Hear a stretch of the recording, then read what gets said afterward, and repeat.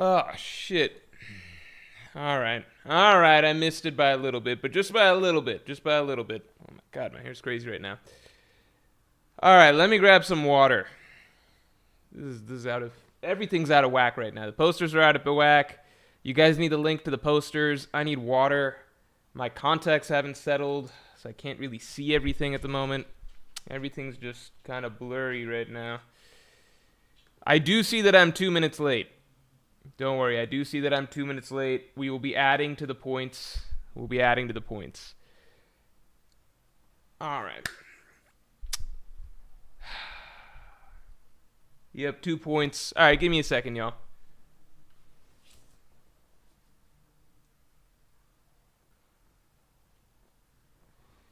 If you're curious about where to get that, here, let me give you all a hand while I grab water real quick. It is the Heaven and Hell collection. You can get any of those posters. The one that's not up at the moment. I didn't get it printed from the place I normally like to get it printed from, so one of the posters got a little bit damaged. But the one that didn't get printed is Laugh Tale. Let me just give you guys the link for this. Here we go. Here we go. All right. Here we go. Oh, my contacts are settling, finally. And, yeah, let me just screen share for you all. Screen share so that you all can see it in all of its glory. Holy shit. Hold on. Jesus Christ, I was rushing to get this shit done. All right. Here we go. So feel free to check that out. Everybody. Wait, am I screen sharing properly? What's going on here? Yeah, it should be screen sharing properly. Yeah. Okay. Yeah, so feel free to check this out. Yeah. You can get any of these posters. Laugh Tale is the one that is currently missing from the walls, but you can get that.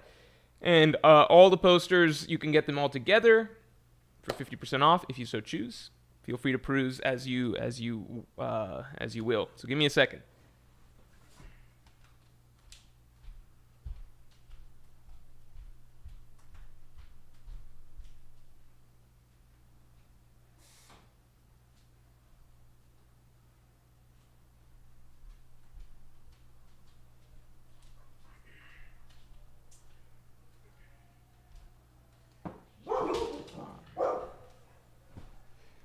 All right.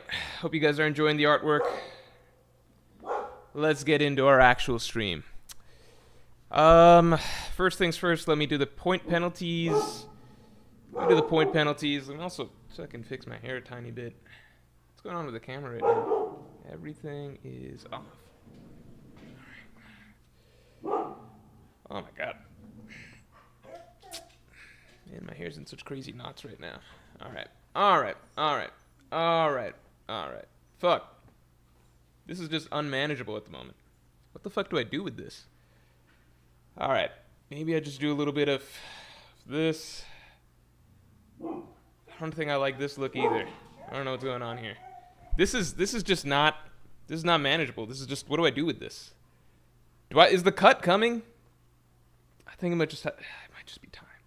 This is sticking out here. This is crazy. Yeah, good enough. Good enough. I look fucking homeless right now. This is kind of insane. Why is my second monitor not working at the moment? Whoa, what's going on here? This is what happens when I'm late. Usually I'm trying to finish other shit. Oh, wait, the other monitor's working? How do I make this? Yeah, there we go. All right, this should work now. Mother mon. Okay, thank God. All right, so that's working. This is good. If I screen share, which one does it share? It shares this screen. How do I change that?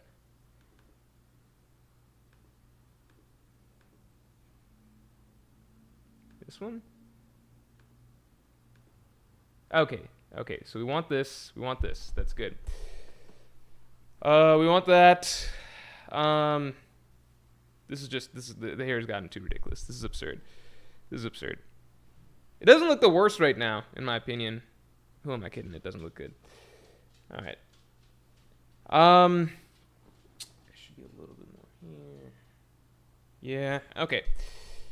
So we are today going to be going through some shit. Let me jot down some notes real quick of things I still have to do. All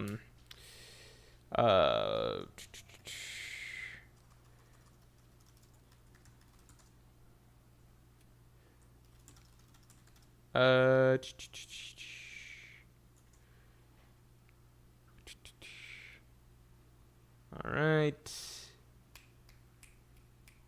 Yeah, I think that's pretty much it. Okay. Okay. All right. That's just the way it is. And let me jot down the late points. Let me get the late points down. All right. Let me share this over here. Yeah. Share this over here. All right, everybody. Sorry for the long wind up to getting this stream started. Let's see. Which late penalties? All right, so I'm currently at 142. So we're going to make a little edit, and we're going to bump me up to 144. All right. Done. There you have it. All right. Is everybody happy for the moment? We all happy? Oh, my God. What the fuck, man? This is just a nightmare. No, I think this looks okay. I think this is fine. I actually think this is fine. Who thinks this is fine? I think this looks fine. I think this looks pretty good. I think this is okay. Yeah, I've changed my mind. I think this is okay. It just took a few brushes. I think we're good. I think we're cooking right now. All right. So, looking at what we got. Watch Mushoku Tensei says ignorant weed. Is Mushoku Tensei? I think I know that one too. What is that one? I think I know that one. Is that Shave Beard when? Next Manscaped sponsor. Put it in a ponytail, says RRB. I've actually considered growing it out for the ponytail. I've actually considered getting it there.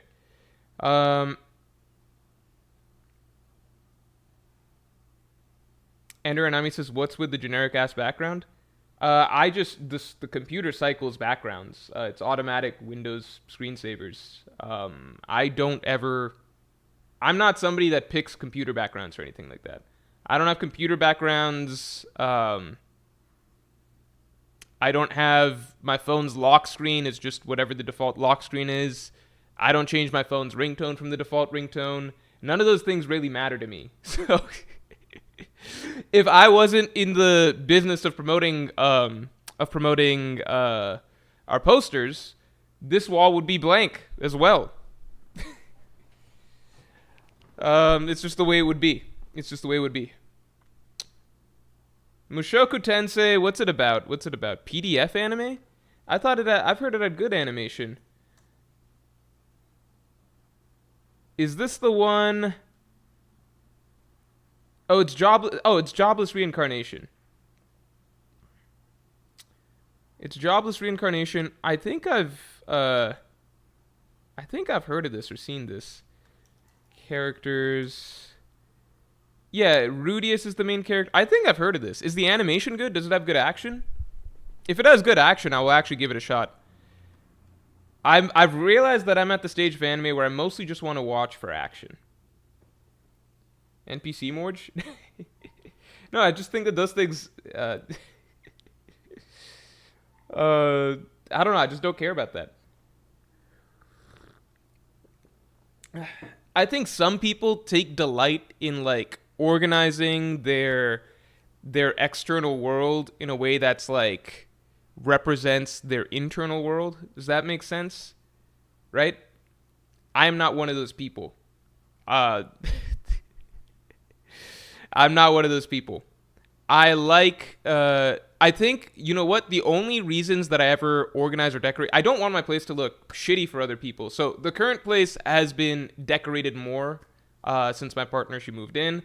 So it's been decorated more. But before that, I never want my place to look shitty for when I have people over. But I do go for a more minimalist look. So I still like having, nice TV, nice chairs, nice couch, etc. basically.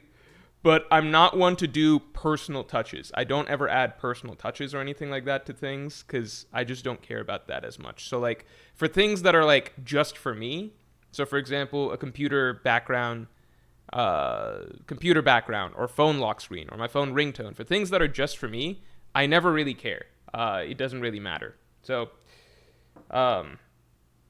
yeah, it's just the way it is. I don't know.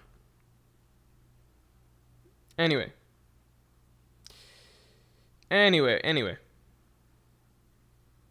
are we at? KO4, thanks for give me screenplay suggestions for romantic drama. I don't know what that means. Screenplay suggestions. Isn't that on you? Aren't you supposed to have that? Isn't that on your end? I thought you figured out the If you want to write a romantic drama, shouldn't you have a romantic drama in mind? 02657, thanks for the 5. How about this? A love triangle. Try that.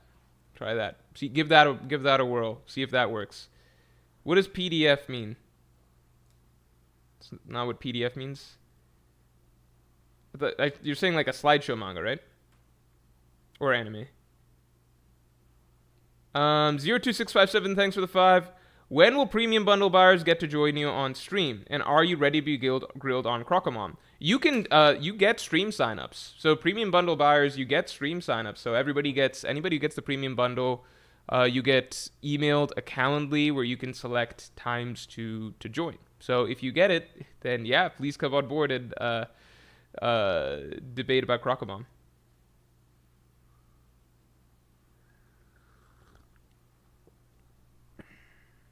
Oh, all right. Let's all stop spamming that. I actually knew that if I'd actually taken a second to think. I was just thinking from the context of anime, and people talk about like PowerPoint anime a lot, so it's like PDF anime. I did know. Okay, let's stop talking about this. What do you mean it's a? Never mind. I don't want to get into it. So it's one of those. It's like an anime for the hardcore Japanese, I suppose we could say. Is that it? The main character is a pedo. Is it? Can I ask this? Is it like? Because okay, so you know how Oda will write romances between characters that are like 16, because I guess age of consent in Japan is 16. So it's like, oh, Sanji and Pudding, like by our standards that's not okay, but by Japan standards that's okay. So is that what you mean? Like he's into girls that are 16, or is it like which is I guess technically fine by Japan standards, or is it like I don't even know why I'm asking this line of questioning. Regardless, my main question was if it has good fights. I don't think, from my understanding, it's like a battle anime or anything like that. So I think we'll probably just leave that one alone. I think the next series that I want to get into, based on this, I want to finish Sakamoto Days. I think Solo Leveling. I think Solo Leveling's the next one, because if so many people are saying good things about it. I've heard that the ending is bad. So this is my list, right? So I just added Solo Leveling. So I've heard that the ending is not the best. I've heard that the ending is bad. And that's something that tends to deter me from trying an anime or manga, if the ending I hear is not good. But if the action is good, I've watched the first episode. One of the best first episodes of an anime I've seen. Definitely a really, really strong first episode. I think I explained to you all before that I kind of just stopped watching it after I got into the second episode, and I really just started to feel like I just don't care for stories where it feels like it's all in a video game. But maybe it's fine. Maybe there's something. Maybe I just forget about that aspect of it over time. I don't know. I don't know. I don't know.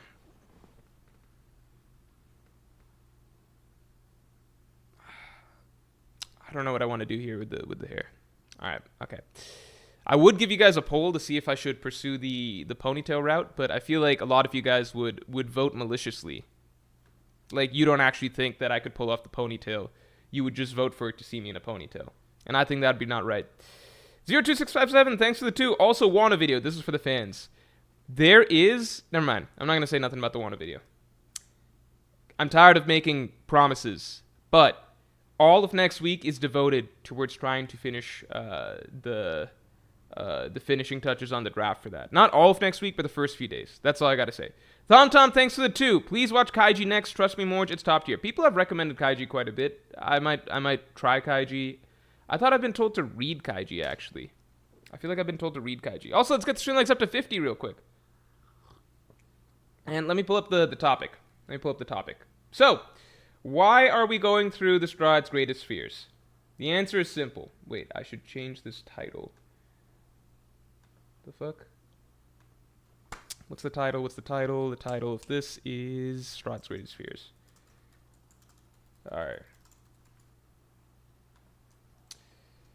Alright. Straw Hat's greatest fears.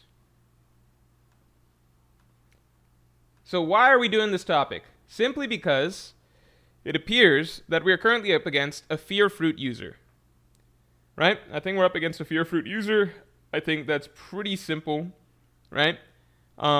Nothing crazy there. I don't think that's a huge speculation type thing, right? So if we go to 1142, what it appears we're dealing with right now, right, is the bad guy who uses fear fruit stuff.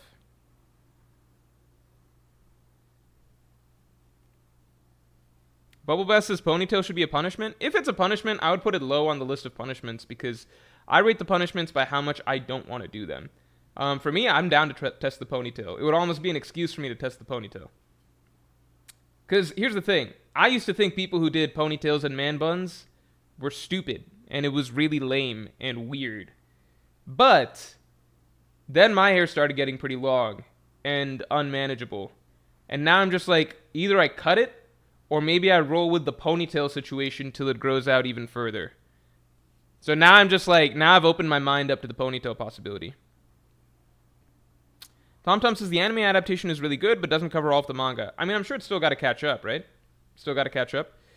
Cloaky says the solo leveling ending made me regret reading it, not gonna lie. So that does matter to me. It's just, the endings of series really do affect my... They just really affect my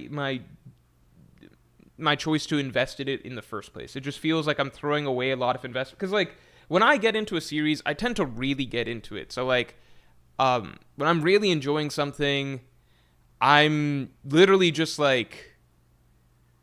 I don't know if this applies to everybody or whatever, but, like, I won't... Like, it'll just be on my mind constantly. Like, it'll be, like, distracting me from work, from other things. Like, I'll feel like spending a full weekend just like locking myself in, just watching it or reading it. And in between those things, I like to go watch people's reactions and stuff like that. So I'll go, like, if I see something really cool, maybe I'll go watch other people's reactions to that and then see how they reacted.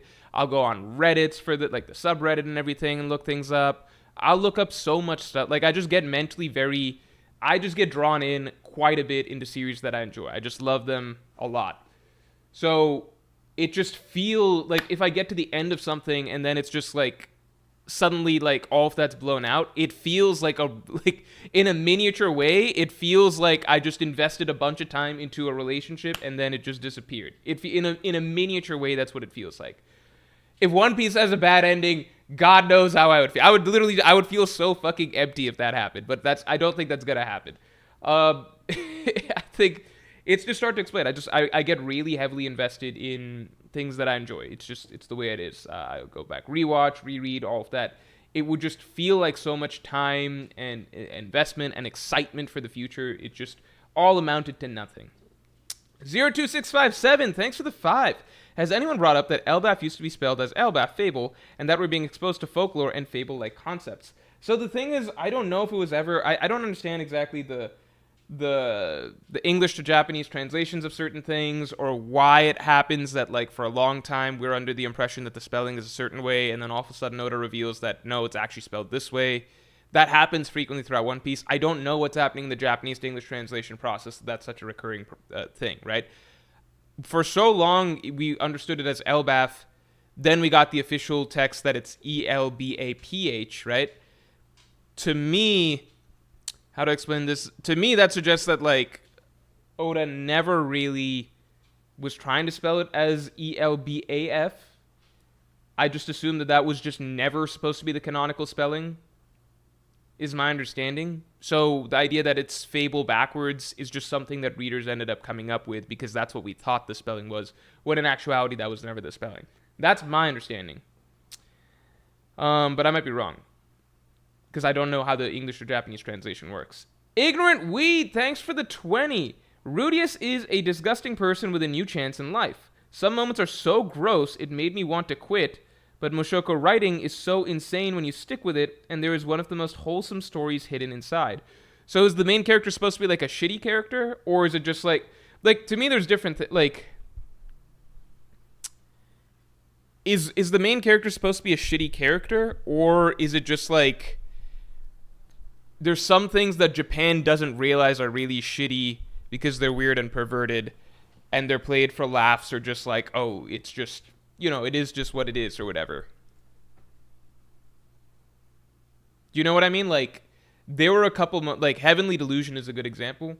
There were a couple of moments in Heavenly Delusion that are straight up, like, first of all, Heavenly Delusion, there is legitimately, like, not played, like, there's legitimate, I don't think this is even spoiler stuff. This is just, like, I don't know, warning stuff. There is legitimate sexual assault stuff that happens towards the end that is played, like, very seriously, right? But there is also sexual assault stuff that, or, like, borderline at least sexual assault or sexual like, stuff that in Western stuff just would not fly in the first half of it, that is played for laughs or as a joke or as a funny gag or whatever. Does that make sense? Because it's just, I feel like Japan's line for what constitutes that is just very, very different. So my question is Rudius portrayed as bad in the story itself, or are you saying that there's a lot of things that he does in there that would be considered bad by our standards, but in the story it's just hand-waved away? Bubble Bass says Sanji's level of essay or worse. No, Heavenly Delusion, it's not, it's incomparable. It's not, it's like a serious incident that happens towards the very end. Like it's totally different. But I'm saying there's gag stuff that happens early on that is played for laughs, but is not funny through our lens, a Western lens or whatever, right? You got to understand that with Sanji's like, his whole thing is that he doesn't actually, the one saving grace, I guess you could say, about Sanji is that he never actually commits anything that would qualify as like sexual assault or anything like that. He doesn't do that because Sanji's number one thing is that he just puts women on such a pedestal. He would never want to cause harm or use force of any manner against them, right? His biggest problem is that he likes to peep. So that's still something that he will do. But outside of that, he doesn't do anything crazy, Sanji's actually probably one of the least likely characters, I think, in fiction to commit a sexual assault. Justin Holland, thanks for the 5. What's up, man? Luffy's fear might have something to do with his trauma conga line in the Marineford saga. Maybe his post-war bandaged self-cursing his weakness. Okay, yeah, let's get into it in a second. Let's get into it. Hold on. Oh, holy shit. 02657. What the fuck, man? Thank you for the 100. Holy shit. Thank you so much, man. What the fuck? Bonus came in. Take this and apply it to a haircut. Monk cut is my vote. Is monk cut me going bald? I cannot be bribed into going bald, man, but I do really, really appreciate it. That does pay for a haircut right there, and a good one at that. I feel like I owe it to you at this point to get a haircut. But listen, 02657, if you say you want to see me in a ponytail, I will take that as an excuse to try out the man bun for at least one stream. I'll say that. Just give me the I want to try out the ponytail, but I want to kind of like, I don't want to, how do I explain? I feel like I need a nudge in that direction. Justin Holland, thanks for the 5. Luffy's fear might have something to do, we covered this. I'm sorry. Backtracking. Ignorant Weed, thanks for the 2. Also, great fights and animation. 0267 says professional hacker man. Damn. An assassin. 02657 says 02657 says sold on the ponytail idea. All right, man. Just for you. Give me a little bit longer to grow it out, and then I can debut the ponytail. I can give it a shot. And then if I don't like it after one day, I will probably just You'll never see it again. All right. Yeah, let's get into the Strahd spheres. Let's get into the Strahd spheres. Tom says, what does Mrs. Morj want to see? Her opinion of what looks good in my hair is, I think, drastically different than everybody else's opinion. So I gently don't listen to her opinion when it comes to hair, because I can't even show you. She literally likes my hair when it's like extremely curly and flopped down, like fucking like absurd Gen Z style mop hair. She actually thinks that looks good. So I think that looks terrible, and I basically don't go that route ever. Ella's supporting the ponytail. I do appreciate that. We'll try the ponytail. Anyway, Bubble Bass says Ugly Woman is probably Sanji's top 3 of fears. I think, okay, so here's my take. Let me show you guys this. I think Sanji's fears might literally be something like a Kamabaka Kingdom a character or something like that. Evil Friend, thanks for the 2. You should do a tier list of coolest names in One Piece. That is a fun idea. That's a fun idea. I feel like that's one that I almost would have to poll somebody that's not. I feel like you need to hand that to people who aren't One Piece fans and have them vote. Because I think that we are always going to have the name associated with the character in mind. So to truly objectively evaluate just names, I think that you need a non-One Piece fan. I think that's important. Because when I hear Don Quixote do Flamengo, badass name, of course, but the visual that immediately comes to mind is, of course, also the character do Flamengo, right? That's hard to avoid. Bartholomew Kuma, that's a very powerful name. It helps that it's introduced alongside a giant character that had a lot of presence, like Bartholomew Kuma. Like, you remember Kuma and Doflamingo's introductions? That was pretty crazy when that first came out. Best epithets? That's a fun one. We could maybe do that one. I think we did that one. I think we did best epithets. I feel like we did best epithets. We already did that one. Steals your skills, T.O. Thanks a lot. Just found out the earth is flat. I wonder what your take is on this. Probably you're thinking it's a crazy joke, but it's real. Please expand in details. I personally, call me crazy, but I personally think that the earth is not flat. I believe that it is round. That's my vote. I think it's round. I know I've seen, there's some YouTube clips or like from some documentary of people who tried to prove that the earth is flat, and then they accidentally in the process proved that it's round. So I think that's kind of funny. Also, let's get the stream likes up to 50 real quick. Fading Phase, always good to see you, man. Thank you for being a Pirate King tier member for 4 months. Hey, Morj, just wanted to say you're looking extra pretty today. Okay, thank you. It took a little bit to fix, you should have seen towards the beginning of the stream, but I appreciate it. A little off topic, but what do you think Roger's fear would be? So let me phrase this like this, which is I personally think that there's 2 different things that people are coming at this from in terms of the discussion of fears, right? I think that based on what we're seeing here, I feel like the fears need to take form in a certain shape. Like it needs to be, the fears need to manifest in a certain shape or form, if that makes sense. I think I'm not being very clear here. Basically, the bottom line is I think that conceptual fears are not really what we're dealing with here. I think what he creates is a sort of monster or avatar of what you fear. I don't think so. For example, when people say stuff like Luffy losing all of his crewmates, I wouldn't be surprised if that's Roger's greatest fear as well. Something like that, right?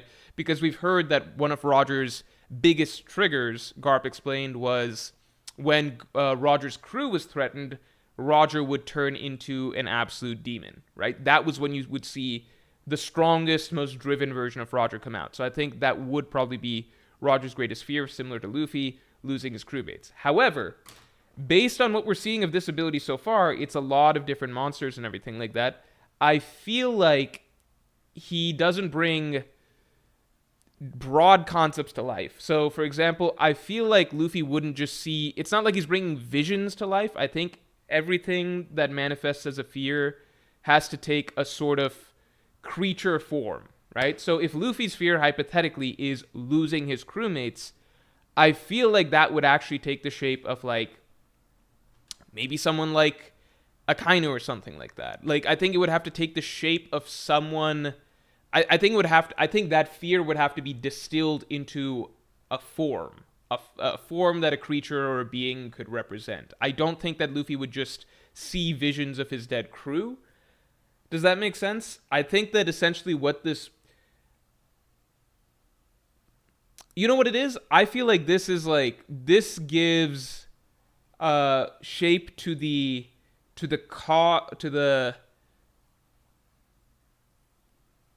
to what can enact your fear or something like that. Does that make sense?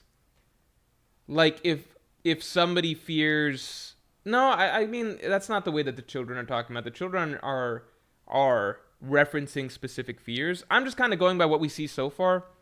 I just feel like it's not like if Zoro's fear is like not becoming the world's strongest swordsman or something, I don't think that he would imagine like a failed version of himself. You know what I mean? I feel like everything has to take a shape that could be the potential source of what you are worried about. Does that make sense? I might be wrong. I'm just going on what little we've seen here so far. That's just my thought. I think if we have to go by a little bit of, because otherwise if we could do two versions, right? Two columns. So if we go with the version of like what was this?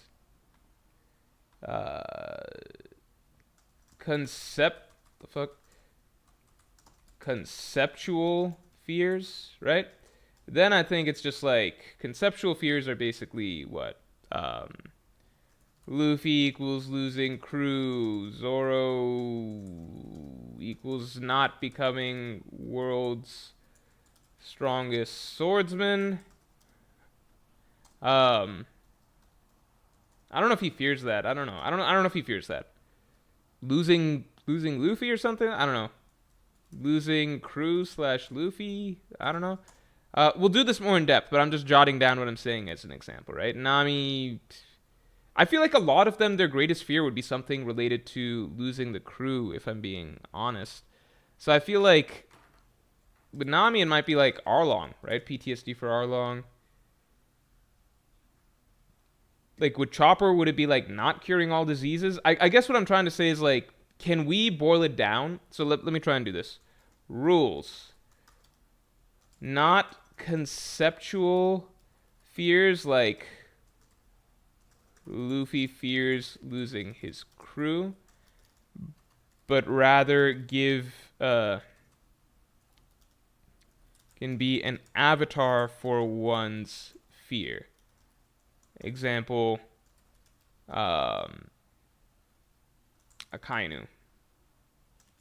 Right? I think that to me is the route that I would like to go with this. I think that's a more interesting route to me. Mr. Nine says Zoro fears death because it represents breaking his promise. No, Zoro very explicitly does not fear death.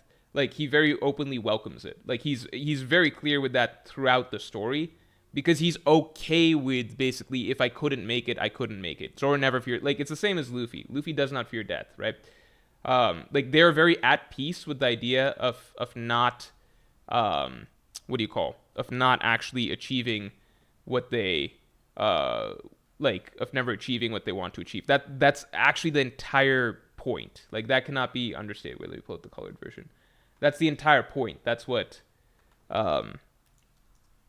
like he says it multiple times. Like he just accepts that this is just his limit as a person, right?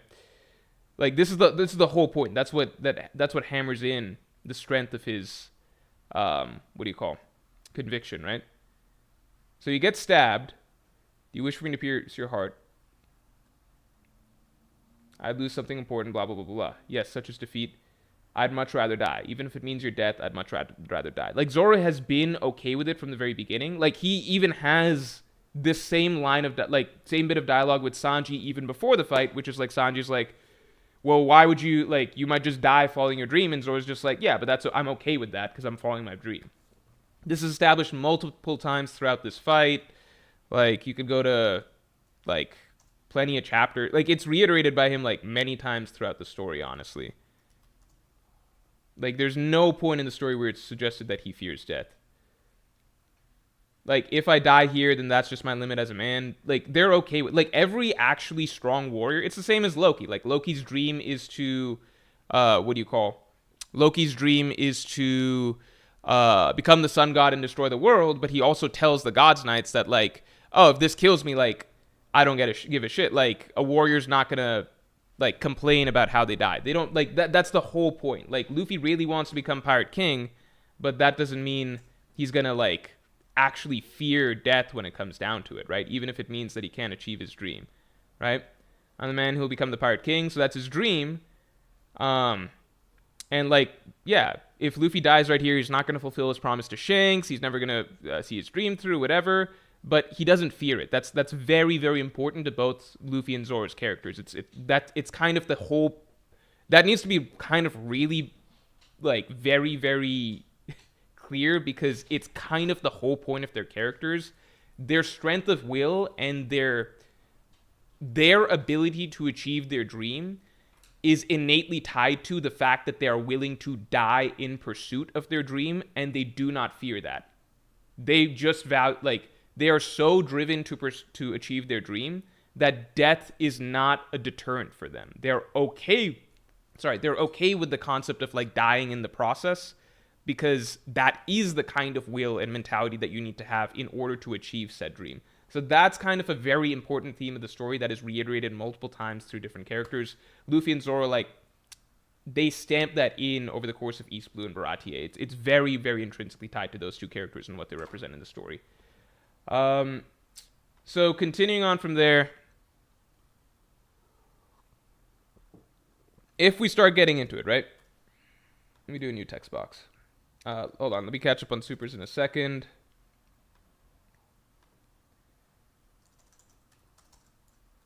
I'll go in order.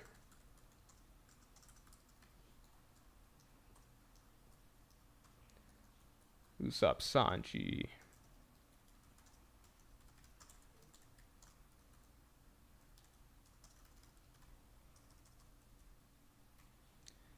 All right. Let me catch up on supers here real quick. Also, let's get the stream likes up to 100 real quick.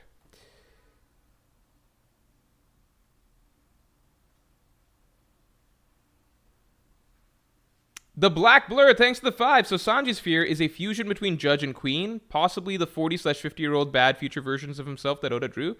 I could see it being some sort of, I think Sanji's fear being something like his brothers, or I'm gonna put down, here's how it's gonna work. I'm gonna put down people's guesses, and we'll kind of maintain the bet.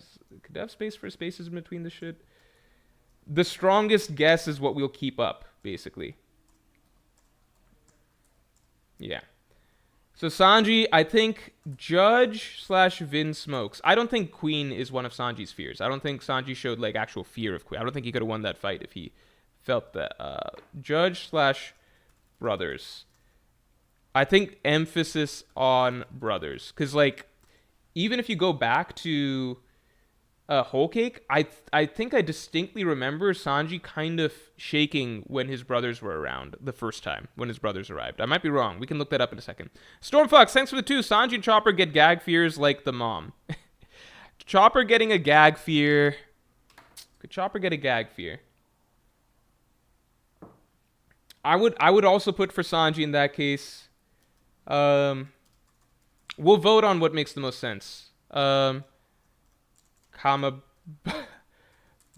Kingdom character.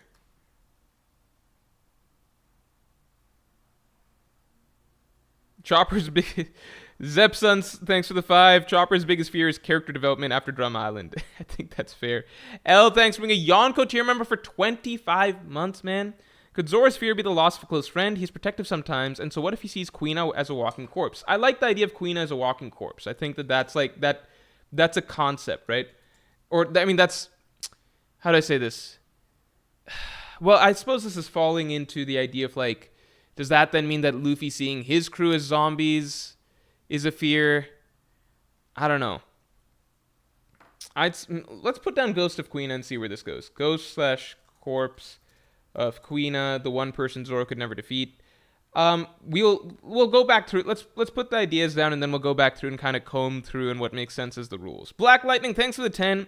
If you don't want to admit it because of power scaling, but Luffy's would literally be a Kainu, him clapping Ace now, his crew, Luffy grabs his chest hearing bro name. I think a Kainu is a great possibility. I know you don't want to admit it because of power scaling. No, I think that it's normal to fear something even if you're... Like, I think Sanji is stronger than his brothers and Judge, clearly, but it's the emotional toll that it takes on him. And I think it's what it represents, right? So, for example, the Kainu, you can argue Luffy versus a Kainu today however you want, but I do think that the memory of what a Kainu did to him is still seared into Luffy's brain. Like you said, Luffy still clutches his chest, like in chapter 650 or whatever, when Luffy's hearing a Kainu mentioned. And I think it's just what a Kainu represents. Like the loss of his brother, I think a Kainu could represent just the concept of losing his crew as well. Dick so small I piss on my balls. Thanks for the 5. Missed last stream, so I'm sending it this stream. Gunko's fear of Nika lets them materialize the mural. Oh, shit. Dick so small I piss on my balls. I will add that. Here, let me add that. Do we have that somewhere here? Here, I'll add that, man. I'll add that, even though we're kind of done with 1143 predictions. Shit, where do I find 1143 predictions? I need to label these. Oh, 1143. Here we go. I'll add that, man. That's a phenomenal prediction. That's just a really, really interesting idea. The mural comes to life. Because it's a drawing, right? Because of Gunko's fear. That's a really good prediction. I really like that. Great idea.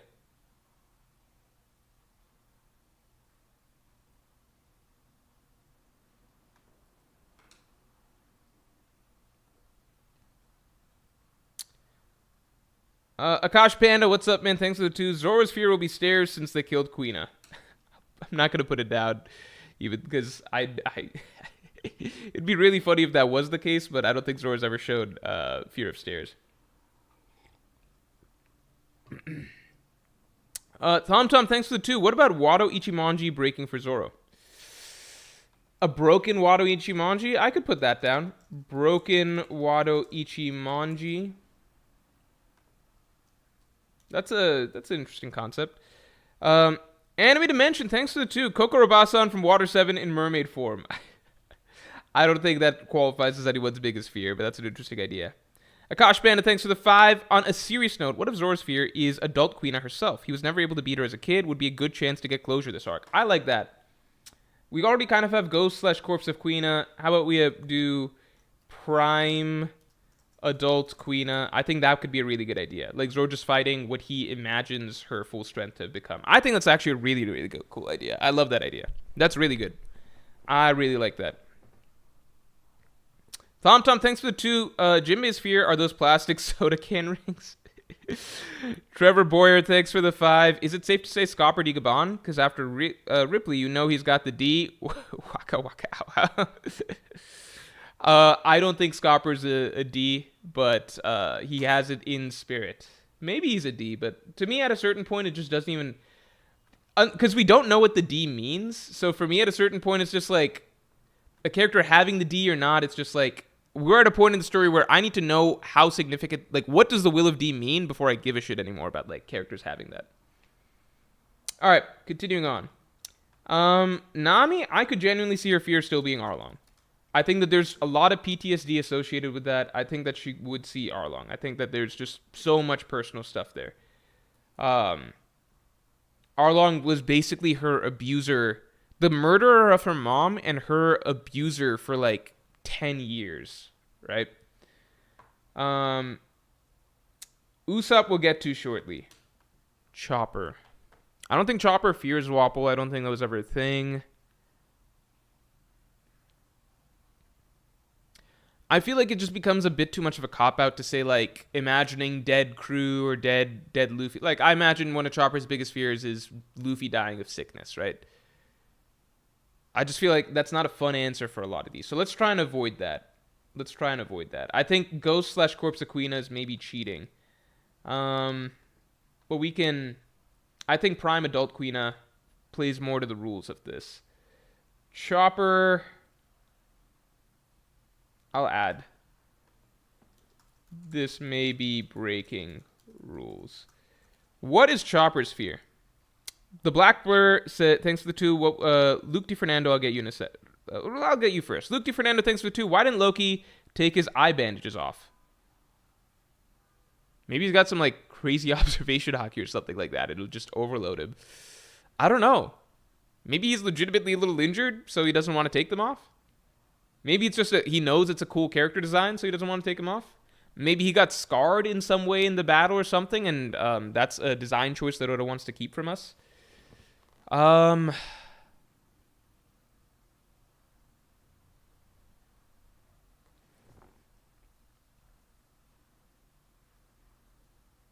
a moment, I was like, what if Loki's the man marked by flames? But it just doesn't add up for anything, right?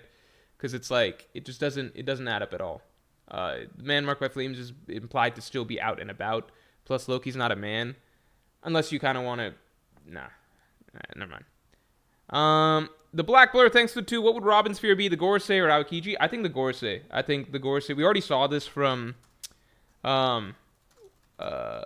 saw this in Egghead. It gives her PTSD and shit.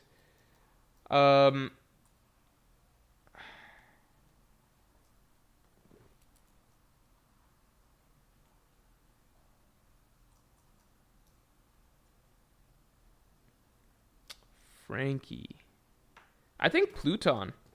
What if Pluton's his greatest fear? No, that's kind of weird. I don't know. He has so much... Oh, his own battle Frankies. Because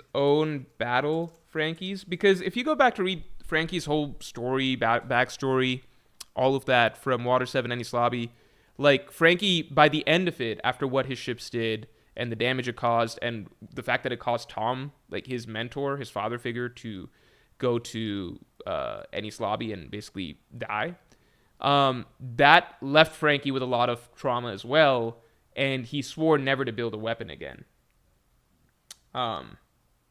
Like, he never wanted to build a battleship again. Like, he basically, like, that really fucked with him.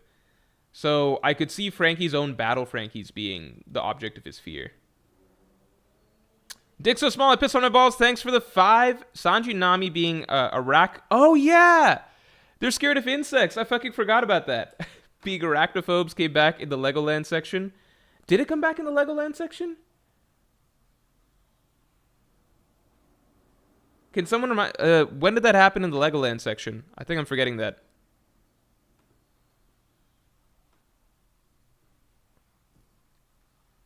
Frankie probably fears an evil version of himself. Brandon King, Chopper fears an incurable patient zero. I think that kind of makes sense. An incurable patient zero. I like that one, Brandon King. That's a good idea. Grasshopper guy. What grasshopper guy? I think I'm fucking forgetting. Let's take a look back. I think I've literally forgotten this chapter. It must have been 1127, right?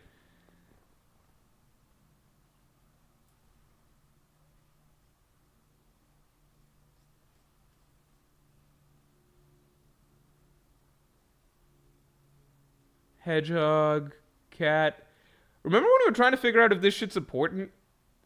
That early arc days are like so wild because they're just like, the reality is that Oda likes to start arcs very, very, very minimal and build up to something bigger. He likes to start really easy. There are almost no arcs where there's genuinely...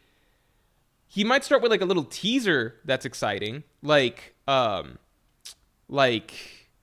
in Alabasta. He might start with like a little teaser like that's exciting. But the actual plot of the arc always begins really fucking slow with almost nothing juicy to latch onto. Like, Luffy washes ashore Wano, and then he's dealing with like the fucking baboon in the woods, and then Hold'em, and that's like the plot for the first 10 chapters, right?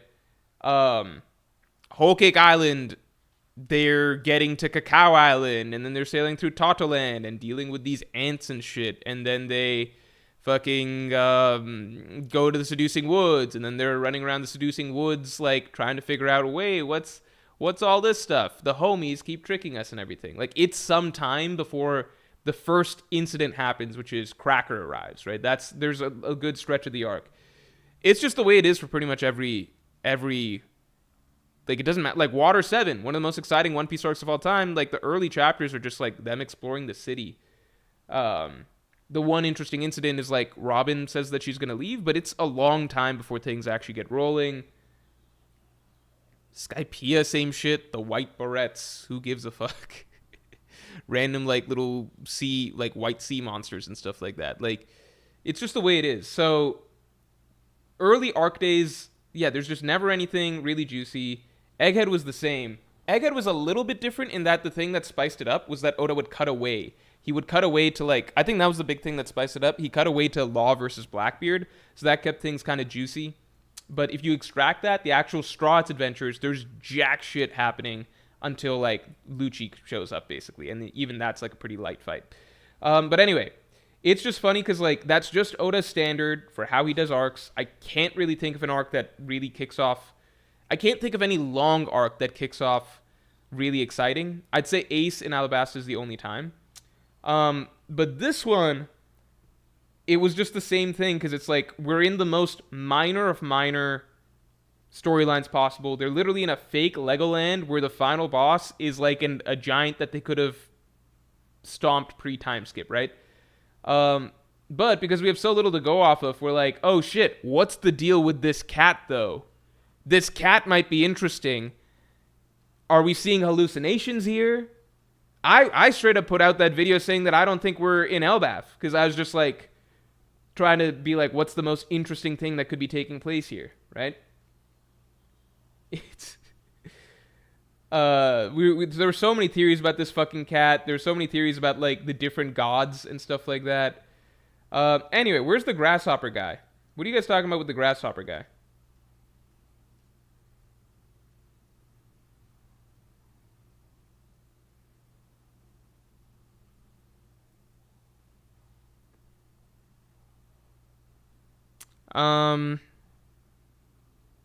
Enies Lobby starts off exciting on the Sea Train. And Enies Lobby, Water 7, it's the same story. Like, it's just the continuation of the... It's non-stop, right? The only thing that's shifting is the location, but the conflict has already begun in Water 7. It's just like... It's a continuous flow, right?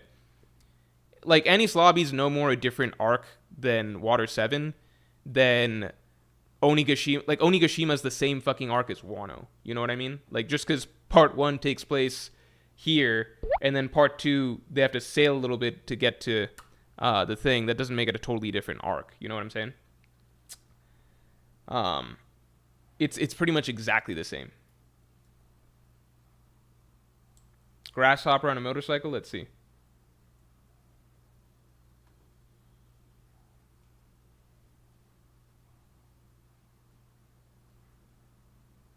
Oh, I fucking forgot about this.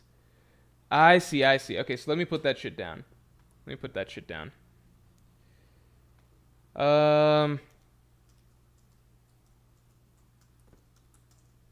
I like that Oda's consistent about that.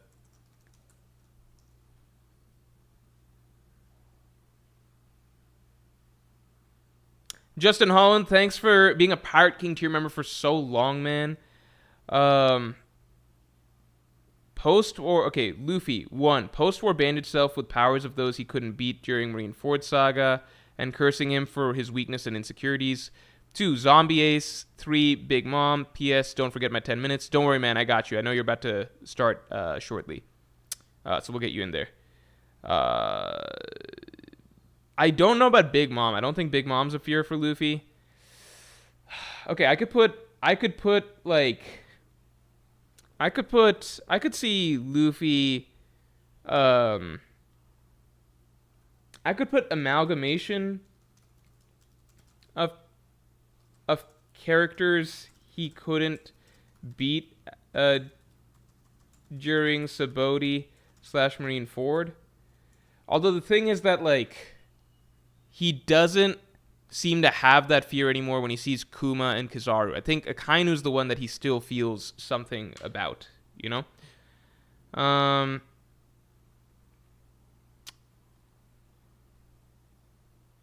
Zombie Ace. I think let's try and avoid zombie options, because I did put Okay, let's get rid of Ghost slash Corpse Aquina. I think we're going to cross that out. Let's get rid of zombie options. Because otherwise we can just do that for every character's lost loved ones. We are also going to exclude zombie options of loved ones to keep it just to keep variety. So I think it's entirely possible that zombie Ace, zombie Queena, are ultimately what they see. I think that's entirely possible, but just for the so we don't just have a full list of like zombie Velamir, zombie Queena, zombie Hero Look, zombie, etc. I don't know. Akash Panda, thanks for the 2. Last one was redundant, so Frankie's fears trains. That's actually a great point. I don't think that's true, just based on the fact that over the course of the sea train fight, he didn't actually seem to have a fear of trains, but, you know, we could put that down. Like, maybe he does have some underlying deep fear of it. Brooke has shown fear over certain specific things. I forget exactly what. Jinbei.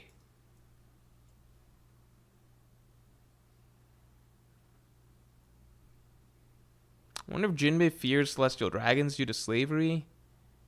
What do you guys think Jinbei fears? Jinbei's a tough one.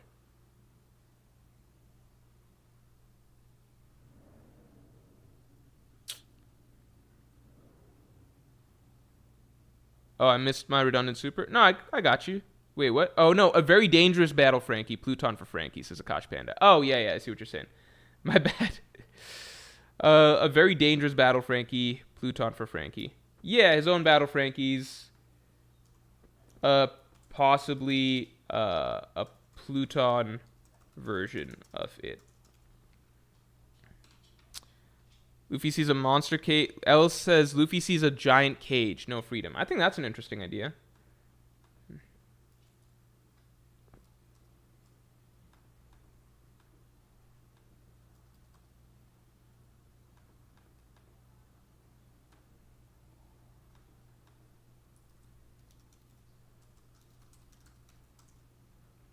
And then Joao Porto, thanks a lot for the 5. Joao Porto, thanks a lot for the 5. Deep down, I feel like Usopp's mostly afraid of himself, always being a coward and never becoming brave. Maybe it could materialize as a mirror. Oh, shit. Maybe a version of himself that represents all his insecurities.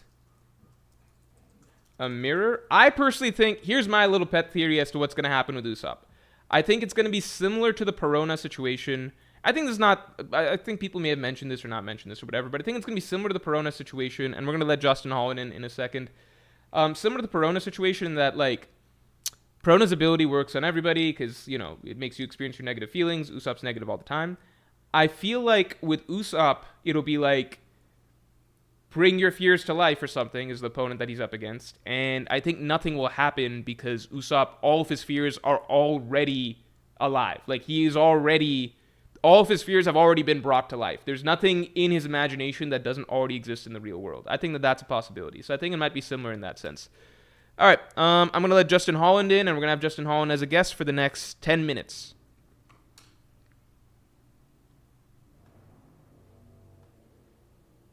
All right, so Justin should be joining in I'll just move him over when he's in. Justin, Justin's here. Hold on. All right.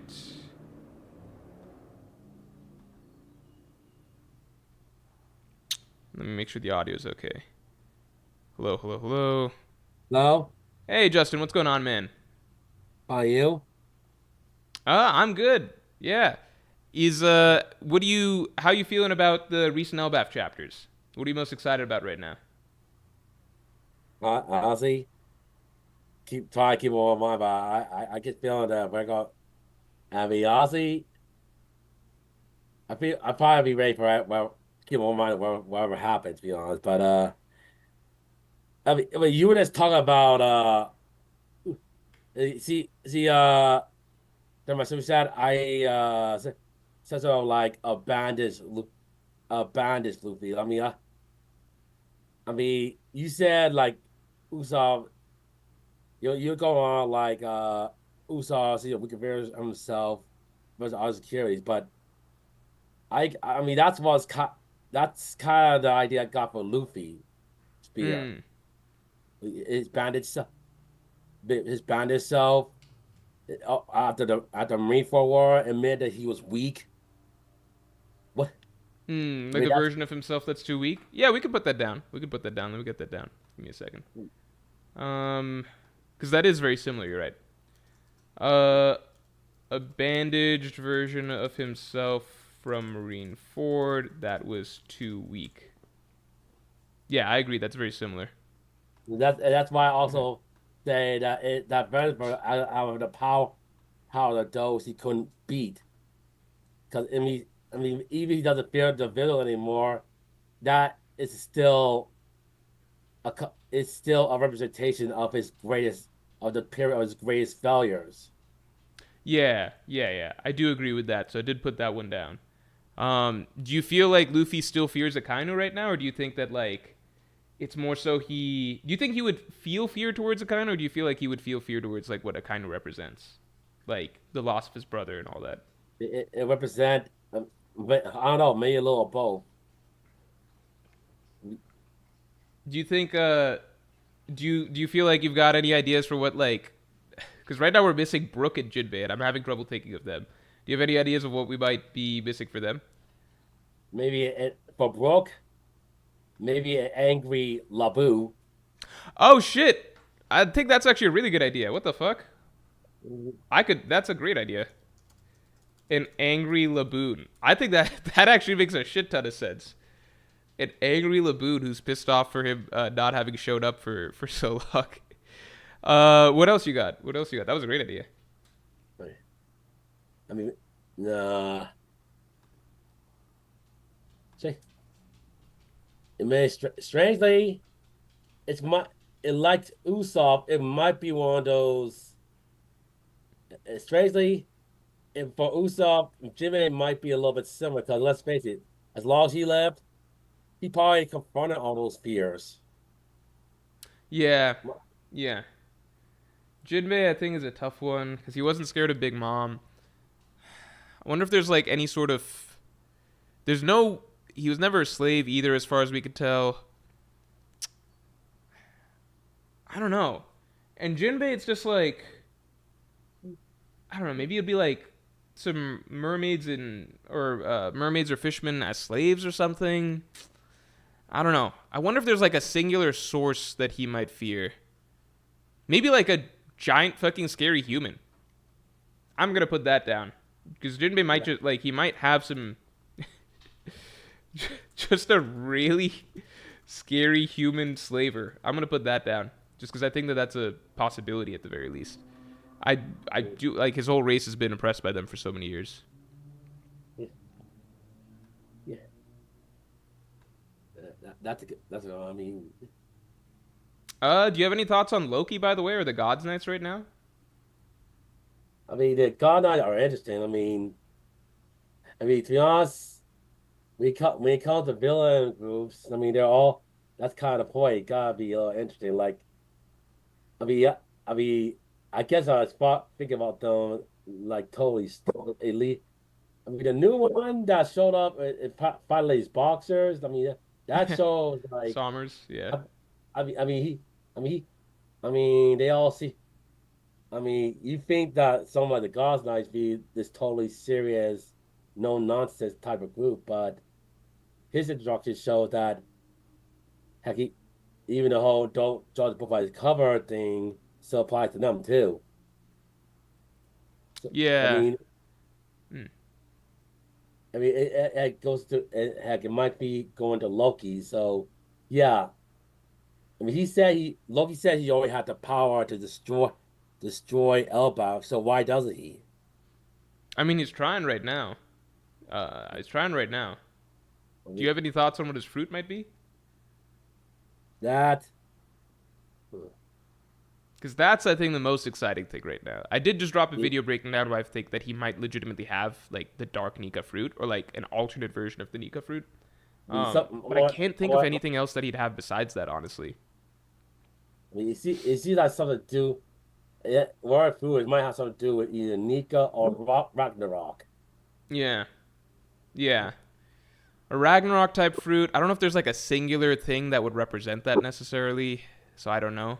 So that's why I lean towards him just straight up having the sun. Because, like, what's interesting to me is that when he says that he has the sun god fruit, Loki grew up in Elbaf. So, like, they know what the sun god means. So I think it'd be hard for him to think that he has sun god powers when because, like, he knows what Nika is, right? So I think it'd be hard for him uh, to think that he has sun god powers if he doesn't actually have anything like that. Does that make sense? Yeah, what's even more interesting is he is thinking to the very person who had those power, who in a sense had those powers right now. So, well, I mean, Louis hasn't started fighting him yet, but do you think he can somehow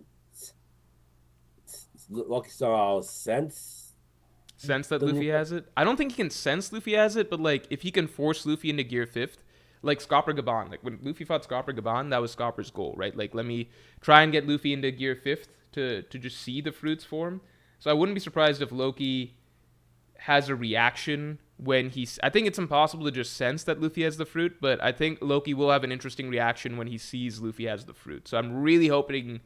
I don't know. The next chapter is going to be really, really exciting. I'm really hoping that when Luffy's revealed to have the fruit, that there's something really cool that comes from Loki's end. That's, I also hope that they free the cuffs. Like, I think if Loki's able to threaten them enough to free the cuffs, I hope that that's a thing. I just don't know how they'd be able to do that. I mean, he said tried. I mean, sounds like he hates the God Knight more than he hates the Elbap itself, or I don't know.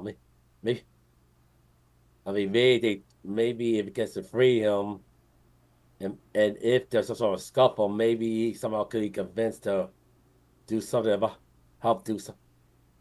I mean, I mean, look around that there might be that something's going to happen. They might they might have no choice but to make an alliance with Loki in order to stop the God Knights. Hmm. No, I think that would be interesting if they could do that. Yeah, I don't know. I'm excited. I think I don't know. Next chapter is going to tell us a lot. Do you have any final thoughts you want to get off, man? Honestly, no, I'm tapped out. So, All right. thank Well, as thank you. usual, man. Thank you for coming on stream and thanks for sharing your thoughts. I thought the idea for Brooke was a brilliant one because I would not have come up with that, and I don't think I saw anybody in chat mentioning that either. So that's a really, really good idea, man. I appreciate that. An angry Laboon makes a lot of sense. So yeah, man. Thanks as usual for coming through. Thank you for the long time support. So I really do appreciate it, man. And yeah, hope you have a great weekend, man. And Okay. till next time. Thanks for coming through. Everyone shouts in the chat for Justin. Shouts in the chat for Justin. Peace, man. That was a really good idea. I like an angry Laboon. I think that makes a lot of sense. Yeah, W's in the chats for Justin. I think we filled out a pretty solid roster here. If anyone can, I think what I feel, okay, the ones that I would say right now that I feel confident on, I know Nami still probably feels some sort of way around Arlong, right? Because it's the same way as like Robin experiences fear. It's not like Nami would just shit herself if she saw Arlong, but like there's probably some level of PTSD and trauma still there, right? Um, Bugs might be her bigger fear. I don't know. But I do think that Arlong is a good guess. I think that Robin, we already saw this being her fear.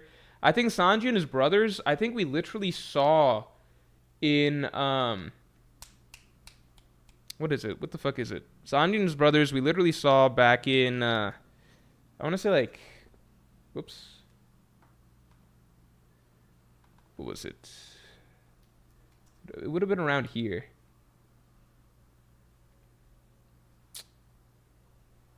I swear, what's the point that we see his brothers? there's a point that we see his brothers, and I feel like it prompts some sort of reaction from Sanji that is some level of fear. Let me take a look. Come on, man. What fucking chapter do his brothers show up? Shit.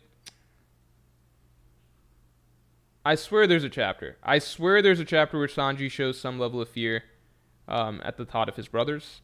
Again, not that Sanji can't beat them. This is more so childhood trauma shit, you know?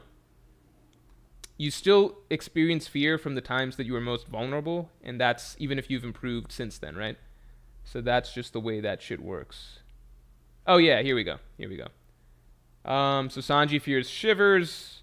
I think his brothers are just a good option. I don't think Sanji fears his dad like that. Even from their initial first conversation, he didn't feel that. I think his brothers were the more direct, because his dad just hardcore neglected and talked shit to him. His brothers straight up bullied him. So I think the brothers make sense for Sanji. Again, Bugs is a good option here. Kamabaka Kingdom is a good gag option. So I feel good about this. I think the Frankie one makes a lot of sense too. I think an Angry Laboon makes a lot of sense too. I think Prime Adult Quina, I don't think Zoro actually fears that, but I think it would be a great idea to bring into the story. I think that'd be a phenomenal idea to bring into the story. Let me catch up on supers here real quick. Akash Panda, thanks for the 2. Oh no, we covered that. Grizzly Adams, thanks for being a Pirate King tier member for 19 months, man. Jinbei's greatest fear would likely be seeing something like Fisher Tiger in chains with his spirit broken. So I think, again, we're trying to avoid things that are just things that... I think we're trying to avoid things like zombie... Like, I think we're trying to get to things that are, like, antagonistic. Does that make sense? Like... we're trying to avoid things like seeing a dead ace or seeing like things that make the Straw Hats sad that they want to avoid. We're trying to get to things that like actually incite the fear. So like to me, if you're saying the fear is like seeing Fisher Tiger in chains, I think the thing that would like if that's Jinbei's intrinsic fear, I feel like with the route that we're going for the purposes of this stream, I think the thing that would manifest would be the being, person, or individual that would put Fisher Tiger in chains. Does that make sense? That's why I kind of put a really scary human slaver as like a concept, right? Angry Laboon is different because I think Brook might legitimately fear like so it's different than putting like a sad Laboon. I think this is putting like a Laboon that's actually resentful of Brook having abandoned him or something like that. I think that would be a fear of Brook's. So if that makes sense is the idea, like we're trying to avoid the consequence, or like we're trying to avoid if something is a Straw Hat's fear, what we're trying to get to is like what is the cause behind said fear. Does that make sense? What would cause this fear to become an actuality? So that's why with Luffy we're putting like a Kainu, for example.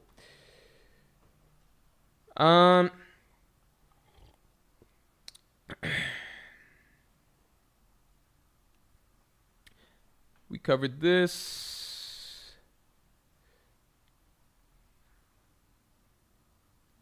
Luffy's fear. Akash Panda says Luffy's fear is a version of kid that's stronger than him.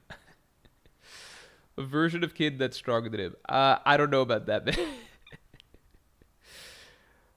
Tom, thanks for the 2. That reminds me of that Mad Men scene, which is like Don Draper and Michael Ginsburg in the elevator, where it's like, you guys have probably seen this scene in meme format somewhere, which is just like Ginsburg is like, I feel sorry for you, and then Don's like, I don't think about you at all. I think that kind of sums up the Luffy Kid relationship a little bit, in the sense that like Kid's like, I'm gonna get the best of you one day, you fear me, and Luffy's like, I don't think about you at all.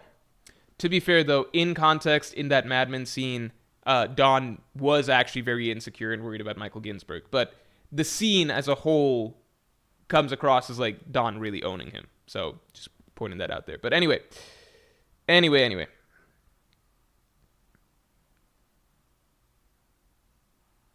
Tom, thanks for the 2. Brooke fears himself with no afro. That's canon. Brooke fears himself with no afro. I guess. I think we're trying to. I want to start. We kind of went down this route of like version of himself that represents all his insecurities, stuff like that. I think I do kind of want to avoid that because like otherwise you can go into that for everybody to some degree, like Chopper, a version of himself where he like isn't a good doctor. I'll put down the no afro thing. The rules are it's for fun at the end of the day, so I can be a little flexible with the rules. Himself with no afro. Just some guy with naturally wavy hair, thanks a lot. Do you think Kid is going to join the Holy Knights? That is a phenomenal question. I think no, but I'm happy you brought it up because tomorrow's video actually goes to a very, very similar topic. Not tomorrow's video, next Tuesday's video. I finished writing it today, though. Next Tuesday's video goes to a very, very similar topic, so watch out for next Tuesday's video. For Kid, I don't think he would join them simply because I think it's like directly antithetical to his nature.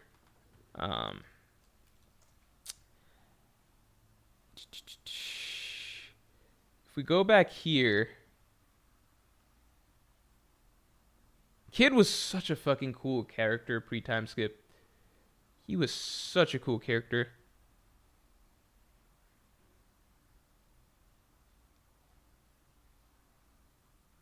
Here, let's see. Look, compared with the purity of the greedy nobles, the villains of this world look pretty damn humane. They don't even understand that the world is in this state because scum like them control it. We've got our bad side, but we've got our cute side too, right, Killer? Kid would not join them. Kid has actually been in the same way Loki shot them down, Kid would shoot them down too. And we know that for a fact because this exact same scenario played out with Kaido, right? Kaido dropped down in front of the supernova. He was like, join me or die, basically. Kid and Killer were both just like, we fucking pick death. And like, they were the only ones who fought back against Kaido and they got punished for it. Like, they just say what you will about Kid, because he is still like so far, a very, very poorly capitalized on character. So far. Still have my fingers crossed. Say what you will about Kid, though. He is a conqueror through and through. He would never bow down to do something like that. And he does have standards in terms of like, he views the world nobles as the worst of the worst. He would never side with them. He would give them the same treatment Loki did. Also, let's get the stream likes up to 100 real quick because we're almost there.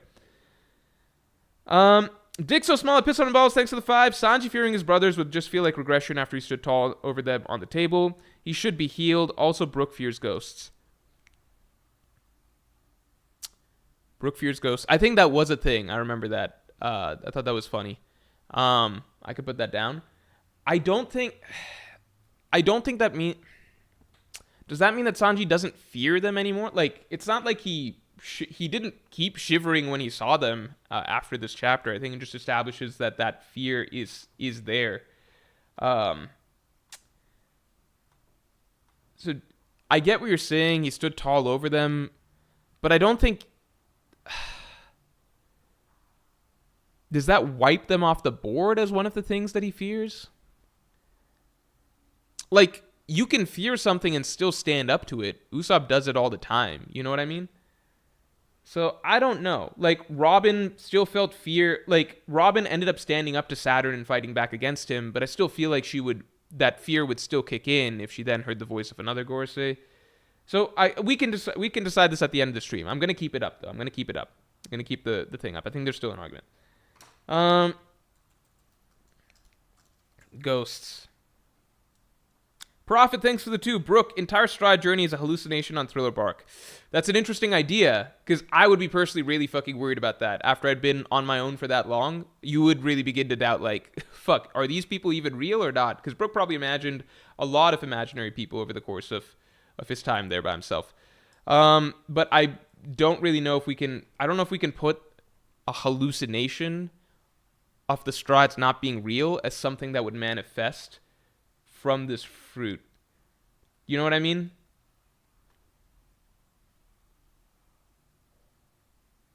Also, let's get the stream likes up to 100. I think one of the reasons I'm trying to get at, like, let's get to causes behind what could result in their fears, because, like, I think the idea is that, to me, I think the idea is just, like, whatever the Straw Hats would see, like, if Luffy fears losing his crew or something, then seeing images of his dead crew, like, the way this fear fruit seems to work so far is that it forces you to fight against things that you are scared of, right? Like, this giant snake, right? It forces you to fight against these things. So, it's not like, what do you call? Like, Luffy seeing a bunch of his dead crewmates, that's not an object for him to fight, right? Like, that's the dead crewmates is the consequence of something else, right? So what is the thing? Like, what is the thing that he fears could take away his crew? I think that's what we're trying to get at, right?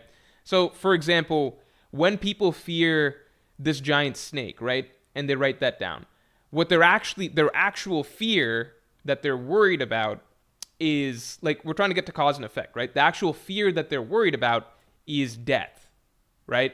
You are worried that you will be killed by a giant snake, right? That you could argue that death is the source of a lot of any sort of self-preservation type, like, monster-based fears, right? That is what their worry is, right? When they're scared of Nika, or Loki or whatever, right? They're scared of those things attacking them, doing damage to them, etc., right? So the fear is the result. Like, what could this snake do? What could, like, if the fear is death or something like that, you fear the snake because that is the thing that could result in your death or your family member's death or whatever, right? So we're trying to get to what is the thing that can cause the thing that you fear, right? The snake is drawn not just because they randomly fear snakes, they're scared of the result, right? So similarly with dead crewmates or something like that, that's the result that they don't want to happen. What do they fear could cause this result, right? Because what's Luffy gonna do? Fight his dead crewmates? No, like like the fear is the thing that can cause the dead crewmates, right? Same with like, same with like a lot of these, basically, right? If Zoro fears not becoming the world's strongest swordsman, I think like Kuina makes sense because it's like, or Zoro fears being inadequate of being the world's strongest swordsman or something, which I don't think is his fear, but like the idea of something that he never defeated, right? We're trying to get to what causes the things that they're worried about, right? Frankie is worried about his own weapons. Like, Frankie's worried about being responsible for the death or like death and destruction in a way that he doesn't want to happen, and so his own battle Frankies are the cause of that taking place, right?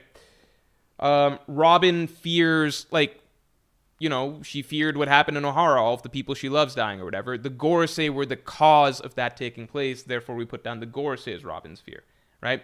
Jinbei, somebody mentioned that, oh, Fisher Tiger in chains is something that Jinbei would fear, right? Like, that's not, Fisher Tiger in chains is not a monster for Jinbei to fight. That's a reality that he wants to avoid. Therefore, the thing that Jinbei would fear would be the person that could put Fisher Tiger in chains. Does that make sense?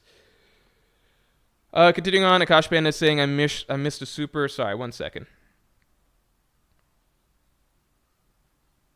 Missed Vice's super. Sorry about that. Hold on. Give me a second here.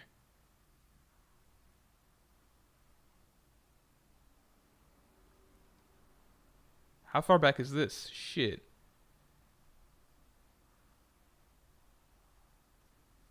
Where is this? Oh, Vices. Okay, I see. I was all the way at the bottom, my bad. Vices, thanks for the 5. Sanji fears becoming emotionless, plus full Germa. Remember 1029. So maybe Sanji literally fights himself, or a stealth black version of himself. I do want to avoid continuing to write down just a version of the Straw Hats that they don't want to become. But you know what? Let's just go ahead and put it down. I don't know. The rules aren't that hard and fast. I'm trying to stick to a certain framework, but like, we keep wiggling with it. So like, you know what? Let's just put it down. An emotionless stealth black Germa version of himself. Prophet, thanks for the 2. Brooke, entire Straw journey. Oh, we covered that. Okay, that's why we're caught up. Gotcha. Akash Bennett, thanks for the 5. Going off what you said, imagine if Brooke really did think Thriller Bark to Sabaody was a dream since it was so short. Then he woke up in chains. That would be kind of crazy, but that's not a fear that I think that would manifest. What if this entire story's been a dream so far?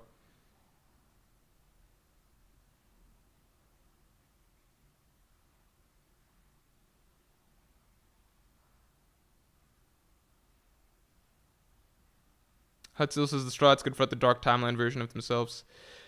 Yeah, maybe going full Germa. Yeah, I just don't want to go down that route too much because then it's just like, I don't know. Then it's just like, it's just like too much like Brook with no afro, a weak version of Luffy that can't defend his crewmates, um, Usopp, a version of himself that represents all his insecurities, emotionless stealth black Germa version of himself. I don't know. It's just too much, like just reverse Bizarro Flash type stuff. You know, reverse Flash, Bizarre Superman type stuff. Robin fears the Buster Call. I think in Egghead, from what I recall, the Buster Call was bad, but I thought it was the Gorosei that really fucking spooked her. I might be misremembering.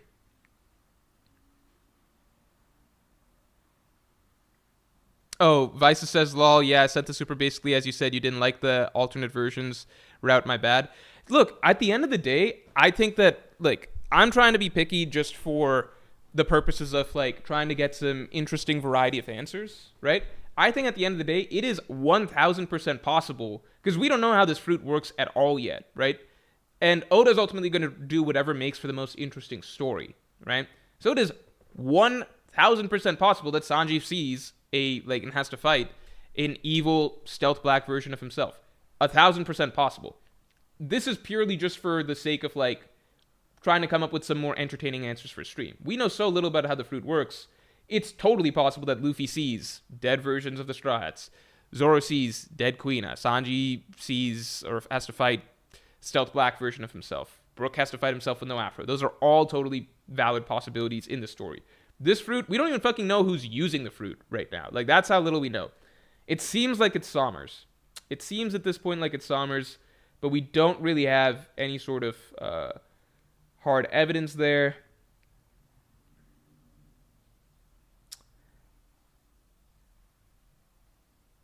I think it's Sommers. We talked about this a little last stream, but I think it's Sommers.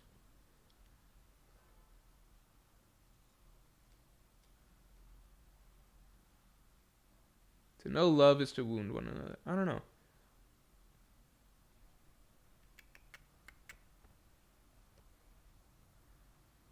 Chopper monster point out of control. Fuck it. Let's put that into. Yeah, actually, that was a huge fear of Chopper's back then.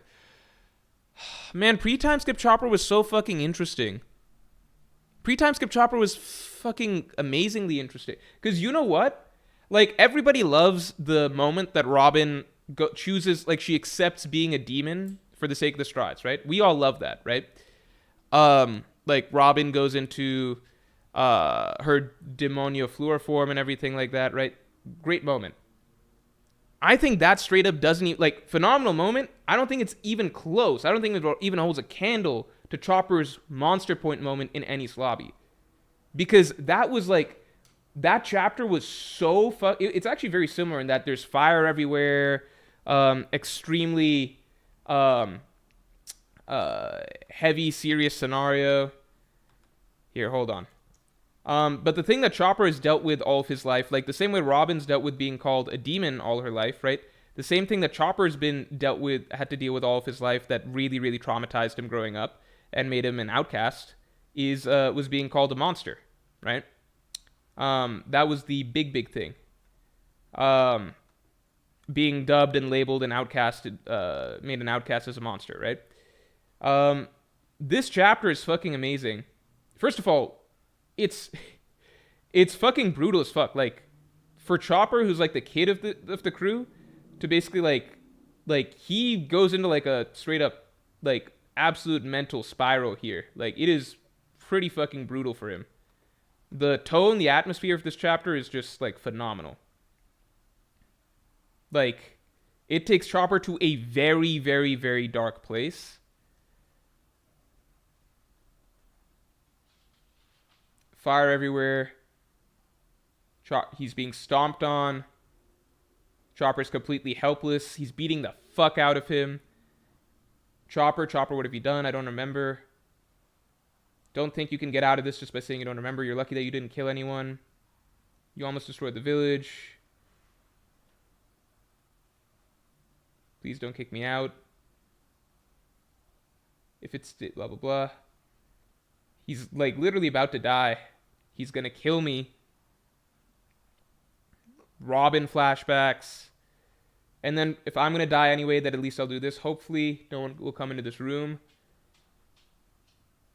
I used 3 rumble balls, then I lost consciousness. You could say the devil fruit, blah, blah, blah. It was as though you were a real monster. Like, this chapter is where Chopper, literally for the sake of winning this fight, that the entire crew, like, what they vow before the Anis Lobby fight begins is, like, win even if you die. That's what they say, right? Chopper, verge of death. He's basically, like, completely broken and beaten. No hope for him. And Chopper, like, he has these flashbacks to Robin, and he basically accepts that he will become an uncontrollable monster. Like, he will become the thing that, like, makes him an outcast and everybody hates him for, etc. He will become that for the sake of his crew. Like, this moment is just so fucking insane. This is, like, low-key one of the best fights and best moments in the series. Definitely Chopper's best moment, what this turns into. Because he truly, like, he is the cutesy little kid that turns into, like, an absolute, actual, like, genuine, like, just monster. Like, an absolutely brutal, violent monster. Like, the thing that everybody calls him. This is just, like, such a fucking phenomenal scene. I don't know how I got on this tangent. I think it's because you said, like, the Monster Chopper version of himself. I'm just reminding myself of what we lost in terms of Chopper's character. Because there was so much to work with back then for him. There was so much to work with. Like, because he joins the crew. Like, first of all, his Drum Kingdom arc is phenomenal. Then he joins the crew. He doesn't really have much development. I think in Alabasta, he's basically learning. Like, he's learning to be a member of the crew. He's essentially learning there. That arc, he kind of learns what the crew stands for. So it's important that he's part of the Usopp fight against the Mr. 4 duo and everything. But he's basically learning what it means to have friends, learning what the crew stands for. Then in Skypiea, that's when Chopper has to learn to be a man, right? There's this undercurrent of an arc that's taking place, character arc for Chopper, for the pre-time skip, where he's learning to be a man. He's learning to be an independent pirate on his own. He gets he's helpless and stuff in Skypiea till he finally strikes on his own, gets the Gadatsu fight, and then that's when he's like, I have to start fighting on my own as a pirate. This is where my life as a pirate begins. That's like a very important character battle for him and everything. And then Long Ring Longland, again, he has to accept that, like, these are the terms that he signed up for when he swore to become a pirate. So he's kind of growing up there. And then Enies Lobby, it comes full circle to the Drum Kingdom arc, wherein, like, it's the same as the Robin stuff, right? This is what he dealt with growing up for so long. This is why he was an outcast, ostracized by everyone for so long, being labeled a monster. He accepts that that's what he will do. He will become this monster if that's what it takes to save his friends. And it's just such a powerful scene. The way, the build-up for it all, what he has to go through to get there, the actual transformation, the totally different persona he takes on once he becomes that. Just amazing stuff. And then that is the last time. I think, forgive me, Thriller Bark, it kept doing work for his character, actually. Thriller Bark, we actually delve into his philosophies as a doctor and what it means to him to be a doctor and, like, why he has this conflict with Hogback and the way that Hogback approaches medicine. So Thriller Bark, it's keeping good shit for...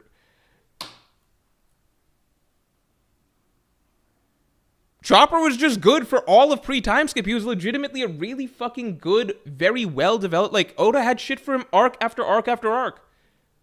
Every single arc, there's some shit for Chopper. That's actually really good. That's actually good writing. Like, even if you want to say Thriller Bark, it wasn't amazing writing, it's still like Oda's treating him like a character to think about shit for him.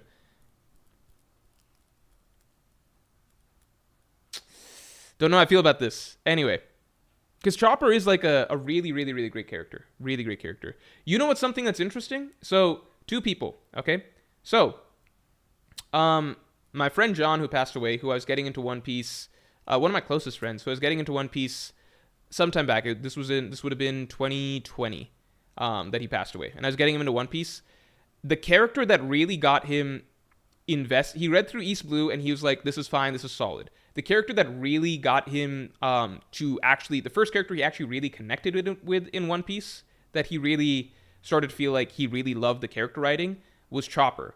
And he would kept telling me, like, he got through Drum Kingdom, he enjoyed Alabasta, he was getting to Skypiea, and he kept telling me Chopper's the best fucking character in the story. I don't think he would have felt that way reading post-time skip Chopper, but Chopper in Drum Kingdom is a really, really compelling character for a lot of people. My girlfriend, who I'm getting through One Piece right now, she loved Chopper. She loved the Drum Kingdom arc. That's been her favorite arc so far. She's in Alabasta a little, like, not at the exciting part of Alabasta yet. She's taken a bit of a pause for some time because of the filler section or whatever. But Drum Kingdom was the most compelling storyline for so far. I think Drum Kingdom is legitimately a really, really strong character storyline and a strong introduction to a character in One Piece. I think if like East Blue doesn't sell you on, like, if Arlong Park doesn't sell you on One Piece's character writing, I'm pretty sure Chopper's arc does. And Oda does a really good job with the character for the rest of pre-time skip. It's just post-time skip he becomes the mascot. Anyway, let me continue going on. Grizzly Adams, thanks for the 5. What if Robin's greatest fear was a version of Saul who followed orders? I don't know if Robin even I don't think that's a thought that's in Robin's head. I personally think that fears are things that, like, you already kind of worry about or are in the back of your mind to some degree, right? Like I don't walk around every day worrying about, like, I don't know, like a giant, like, 60-foot long centipede that might eat me. Obviously, if it appeared, I would be scared of that, right? But, like, that's not a thought that I have day to day. So I think fears that people manifest tend to be things that they think about, right? So, like, I don't think a version of Saul that follows, I don't think that's on Robin's radar, right? Like, to me, that's kind of like saying, like, what if Chopper imagined a version of Kureha that was planning to eat him all along or something, right? Like, yeah, that would be really scary, and fuck with him, but that's not something I think that he thinks about, or it's ever implied that he thinks about or worries about, you know? Like, what if Luffy is worried about a version of Zoro that's secretly been, like, fattening him up to take his bounty at the end of the day, you know? Like, yeah, that'd be scary, but I don't think that's something that's in Luffy's brain. The Water God, thanks for the 5. I think Luffy's fear will be something comedic, like a fridge with no food or something like that. That's actually really fucking funny. I'll put that down. A fridge with no food. That's actually, I love that. Do you guys have any more ideas like that? That's a really fucking funny idea. Dick so small I pissed off my balls. Thanks for the 5. Sanji versus Stealth Black is the best doppelganger option because it'll showcase his observation specialty. I do agree that out of all the doppelganger options, it's the best option because the others are, like, weaker, tend to be, like, like Luffy seeing a weakened version of himself isn't really an obstacle to fight. Usopp seeing, like, a really pathetic version of himself isn't an obstacle to fight. Like, Sanji seeing an emotionless Stealth Black Germa version of himself, that is an obstacle to fight. I would agree with that at the very least. And it's also something that he's more openly spoken about in terms of, like, he does legitimately fear turning into that version. Like, there is, it's almost an alter ego thing that he's afraid of turning into, right? So that's more blatant. Like, Luffy's afraid of the general concept of being weak, but I don't think Luffy's ever expressed, like, I think it's one step further to go from, like, oh, I'm afraid of the general concept of, you know, me not being able to do this or that or something, to fearing an alternate version of yourself that has certain qualities, right? I think that that's what Sanji fears, so I think that an emotionless Stealth Black Germa version of himself, I would agree that that's not the same as the other doppelgangers the more that I think about it. I think that's it's a good point.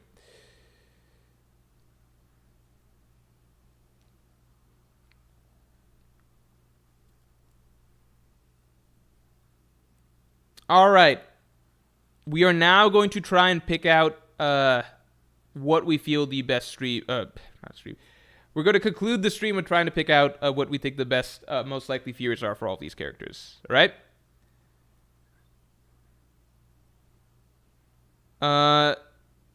Tiberia says Yasop for Usopp. Last time I spammed this. I don't think Usopp has ever been implied to fear Yasop, though. I think we need a little bit more.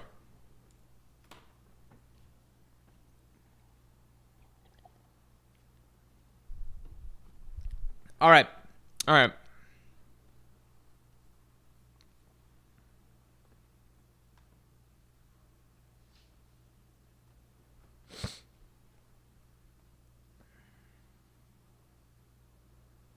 Tom, thanks for the 5. Would you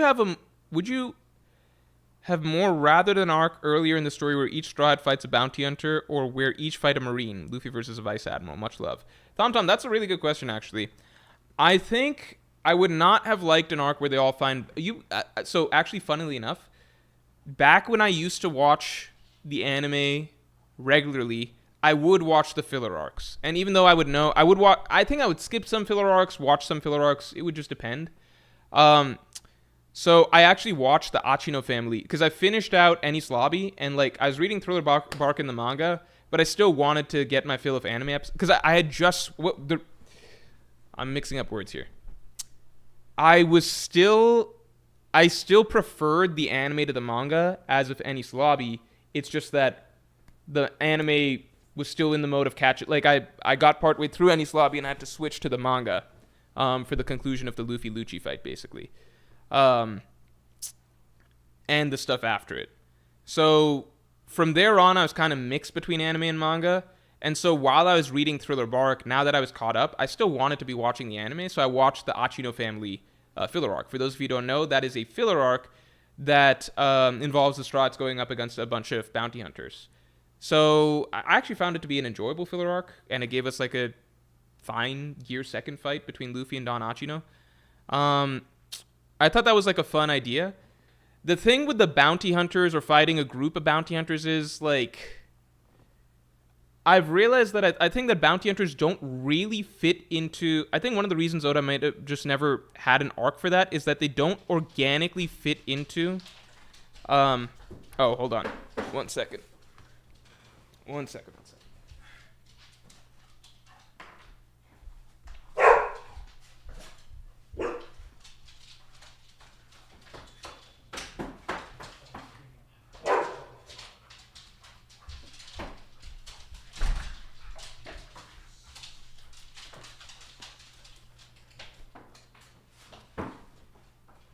Yeah, hello?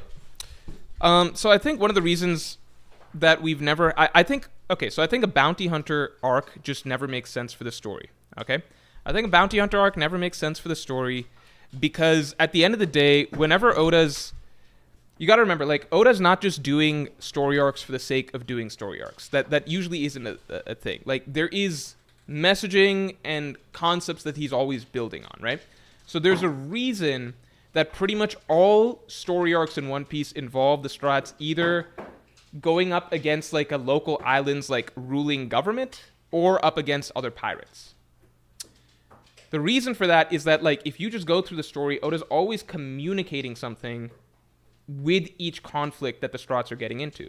So for example, when the Straw Hats go up against like Wapol in Drum Kingdom, yeah, it's a very simple storyline, but at the same time it's establishing certain ideas about how like, you know, governments can become very controlling, oppressive, authoritarian. This is what a good king should be like. This is what a flawed king looks like, etc. This is why Luffy sometimes needs to tear down governments, etc. Skypiea, it's foreshadowing a lot about how the way the world works, right? Like an evil god complex figure who just tries to get everyone to obey, right? So it's important to overthrow this type of figure, bring freedom, unite people, etc., right? When they're up against pirates, right? Like you're seeing so many different pirates who have like Kaido, Big Mom. Hey, no. These are pirates who are essentially trying to become conquerors, who are trying to take over, the world themselves, right? Like they are pirates who are trying to become kings, essentially, conquerors of the world. Crocodile, pirate trying to become a king. Doflamingo, pirate trying to become a king, or a pirate who became a king, right? Like that reflects the cycle of how labels between pirates and kings, like ruler and like criminals versus the ruling class, is always switched throughout history, right? Like there's always themes that are communicated through these storylines, right? So with the Straw Hats versus bounty hunters don't represent anything in Oda's general thematic argument, right? The overall most important thematic argument about One Piece is just what is the nature of power? What is the nature of justice? What does it mean in terms of like how people claim power?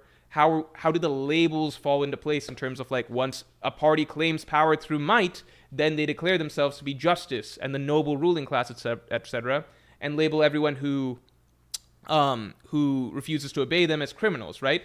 how do then those criminals, they potentially try to turn themselves into the ruling class, right? Take over themselves and then make themselves into kings, into rulers, into gods, etc. And so the cycle just keeps going, right? It's One Piece at its core is a commentary not just about the idea of freedom, the idea of dreams, etc., but on the nature of power. How is it that those who take power are able to control the narrative to turn themselves into heroes and cast those who disagree into villains, and how much do those labels actually matter, right? That's really what Oda's general argument is. And every single storyline, either it's freeing an island from people who have taken control, or it's stopping bad guys from taking control over an island or whatever. So you're taking on either a ruling government or you're taking on pirates/criminals, and the concept is that these labels, they're just swapping back and forth, right? Like one day Horty is like the head of the new Fishman Pirates, the next day he could be the new king of Fishman Island or something like that, right? That's the general concept. Bounty hunters don't fall into this, and therefore it never logically makes sense for Oda to write an arbitrary story arc having the Strats fight bounty hunters, because they just don't fit into the general thematic structure of One Piece. There's nothing that Oda really has to say, it seems like, with the fact that there are some people who want to just capture pirates, because that's like filler arc material, and that like it's just giving the Strats characters to fight for the sake of giving them characters to fight. It's not actually adding to Oda's it's giving a problem for the Strats because it's fun to see the Strats solve the problem, not because it does anything to further the messaging of the story, right? So that's why I think a bounty hunter arc, like, it works perfectly as a Don Achino thing, but it doesn't make sense in the actual story of One Piece. So similarly, right, the Marine situation is something that I think that, so Oda did it once, right, which was at the very beginning of the story with the Shellstown arc. He did the Marines storyline once, Strats defeat Marines, right? Let me give a quick caveat before I actually finish on the bounty hunters thought. I think it would have been perfectly fine if Oda showed more bounty hunters that happen to exist as random other characters to spice up the world, right? And then you can have them feature as like side characters at certain points, like a minor villain as a bounty hunter or something like that. It would never make sense to do a full arc about bounty hunters because it doesn't fit the thesis of the narrative, right? It's just superfluous storytelling, right? With the Marines, it's interesting because Oda did do that first initial arc against the Marines to establish that, hey, just because the Marines are the police and the Marines are the ones in charge, etc., that doesn't mean that the Marines are always the good guys. See, there's this guy, Axan Morgan. Marines can be corrupt and abuse their power as well, right? So that's important to establish that. So we got one little arc of that. And then from there, we also see more corrupt Marines, throughout the story, right? Like in Narlong Park, yada, yada. The closest storyline that we got to of the Strats fighting the Marines was, interestingly, it would have been Enies Lobby, right? That's when the Strats go up against the world government and aim to fight the world government, right? And they actually do fight a lot of Marines over the course of that. But interestingly, the final bosses of that were not Marines, they were CP9. So interestingly, it almost feels like it would have been the perfect opportunity for Oda to have the Strats actually all fight some Marines. Oda chose to avoid that for a reason, in my opinion. I feel like Egghead was the next closest time that we really got Strats versus the Marines, but again, it was really just Luffy versus Kizaru, and then the rest of the Strats just like slapping around low-level Marines. I think that Oda's been avoiding Strats versus the Marines for some time, because I think it's the type of conflict that, like, if he's going to do it, I think he's just going to do it once, and that's going to be the climactic version of it. Like, and I think that would be like Strats versus if Luffy ultimately fights a Kainu or something like that. I think that would be a storyline where we get to see Strats versus Marines. I think because it comes down to themes, right? So like if you have some messaging, if he has some messaging that he wants to get across, because Pirates versus Marines has been an ongoing symbolic conflict throughout the story from the very beginning that he's beaten into our heads. If he wants that to come to a head and put his sort of stamp on like, this is the idea behind like why what the Marines, where they come from, is so flawed, and why where the Strats are coming from represents true justice, etc. That's something that's most powerful if saved for the climax of the story, where you have like leader of the Straw Hats versus leader of the Marines, or leader of the like Pirate King versus leader of the Marines. And on the flip side, I think that if you do that too early, right, like you only really can get the full thematic juice out of it once. So that might be a thing that, like, if we had an arc where like the Strats go all out fighting a bunch of Marines or something like that, like imagine Enies Lobby, but you exchange CP9 for instead a bunch of like rear admirals or something like that, right? if you do that once, then I think that becomes the Straw Hats versus Marines arc, right? That just becomes the storyline that's solidified in our mind. That's like that was the Straw Hats versus the Marines, right? It doesn't all like yeah, you could say well Straw Hats fight pirates all the time, but that doesn't feel repetitive. But that's because each pirate crew is fairly different and represents something else. The Marines are a monolith, right? Like the Marines are just one giant evil organization, right? The Marines are all the Marines are all the same crew essentially. So once you have a full story arc of the Strahds versus the Marines, it can almost become repetitive to then do that again and revisit the same teams again at the end of the story. Yeah, that's my gist of it. I think Strahds versus Marines would be like a really good showdown. I feel like the three big showdowns that kind of have to happen for the Strahds over the course of the story are like definitely two big ones are Luffy versus Emu and Strahds versus Blackbeard Pirates. I think those are two big things that have to happen. I think Luffy versus Akainu is like the big number 3 that could also happen, and in the process I think we'd see more of the Strahds versus the Marines. Anyway, I would agree though that there should be more cool bounty hunters in the story. Like we don't ever need a full arc against them because it just doesn't fit with anything, but just getting to see more of them would be good. Port Gastian says, wasn't there some bounty hunters in the Colosseum? Yeah. So I think seeing a cooler bounty hunter would have made sense. I think that would have made sense. I think one reason that you might not have more bounty hunters, is because like I think once you get to the New World, I think there's no excuse for not having more of them in the first half. But I think, once you get to the New World, I feel like a lot of the strongest characters in the New World, you basically have to have an organization at a certain point. You can't. It's very hard to just float by yourself in the New World. So either you're like some big boss like Don Doflamingo, or you're part of Yonko Cruise or something like that. I think it's very hard to just be an independent floating entity in the New World. That's just the way the New World works. It's very, it's very organized like that in terms of circles of influence. There are some floating individual characters, but those are like, I think it's hard to be a character that's going around and actually hunting big names, because in the New World, the biggest names are like heads of large organizations, or they're part of Yonko crews. You can't go around trying to hunt like a Yonko crew members, because then you're just asking for war, right? You can't be like, oh, you know what, I'm just going to go take who's head or something. If you take that's essentially like you're picking a fight with the fucking beast pirates, right? You can't just be like, I'm gonna go, like, even if you are a like Yonko first mate level bounty hunter, like imagine you're a bounty hunter who's like Yonko first mate level, right? You still can't go around picking on other like Yonko commanders and stuff because they're just part of fucking Yonko crews, right? You can't really go after Doflamingo's head because there's a whole crime organization underneath there. Like the level, there's just functionally no way to be a bounty hunter at that level and like get away with it, I think. So Oda just didn't even bother, I think. That's kind of how I rationalize it. You even look at like someone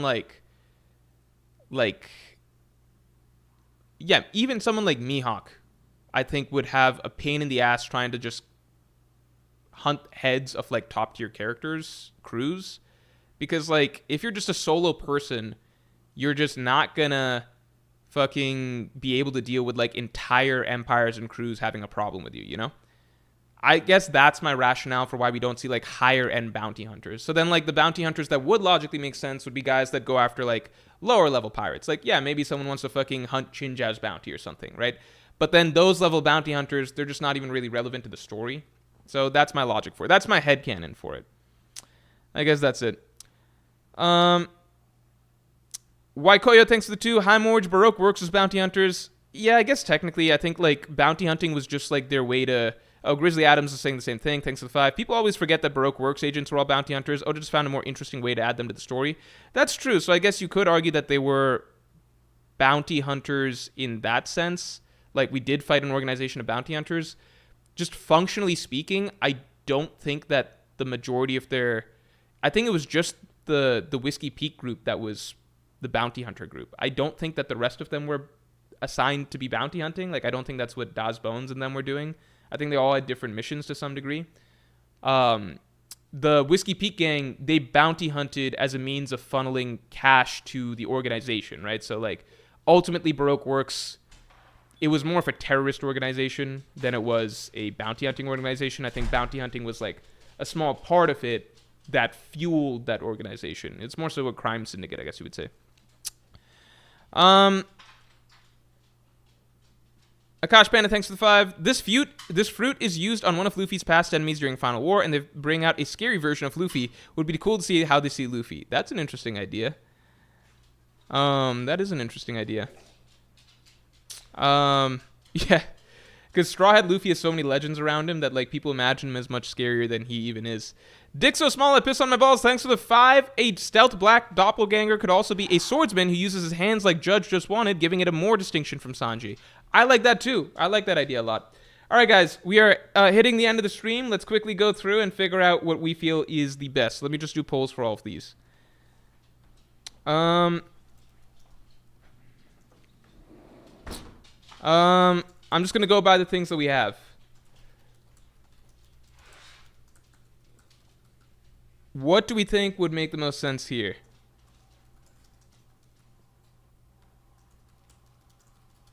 For Luffy, I'm gonna leave out the bandaged version of himself. I think Sanji's the only doppelganger that I'll work with, just to keep things interesting.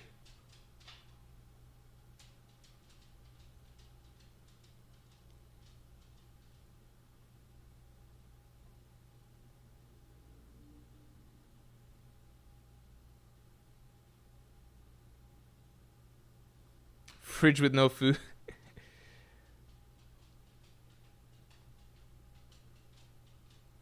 I think fridge with no food makes sense. Winner, a fridge with no food. Okay, I think a fridge with no food does actually legitimately make sense. All right, Zoro.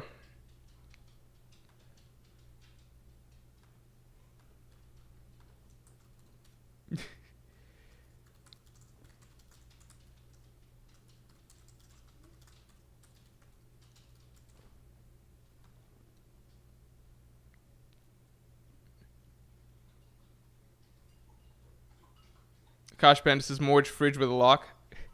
I don't know about fridge with a lock because, like, I think he can get through that just fine. I think, like, seeing a fridge with no food would be terrifying for him.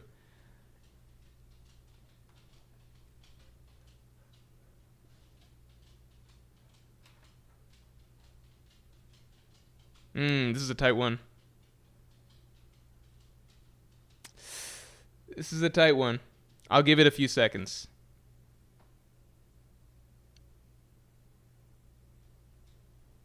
Five, 4, 3, 2, 1. All right.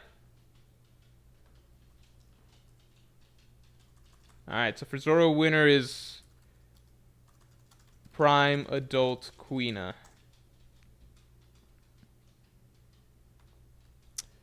Nami, we got okay. Arlong and Bugs. I think it's just funny that Nami and Sanji both have the same fear.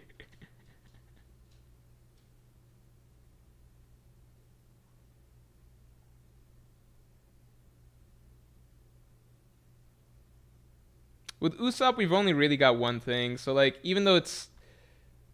I'm just going to call it the same thing. Winner...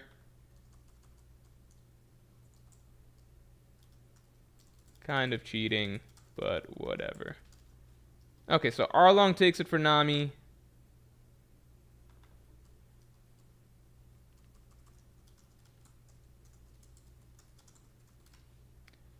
All right.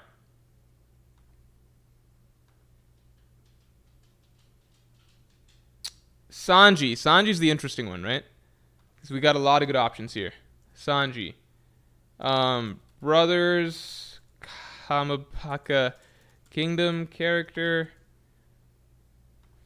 Bugs. Emotionless. Germa. Doppelganger.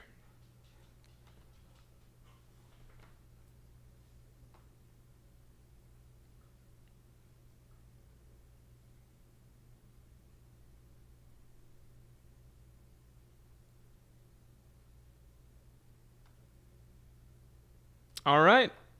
Motionless. I think that that's a very valid argument. I could straight up see that being his fight this arc. I could definitely see that.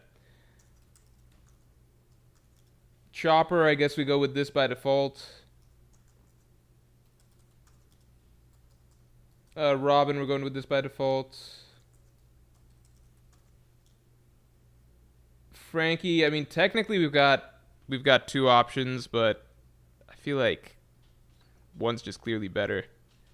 I'm gonna go ahead and just make the call for Frankie. I think this makes more sense than Trains. I don't think he's ever showed fear of Trains, but he did show fear of what his weapons could do.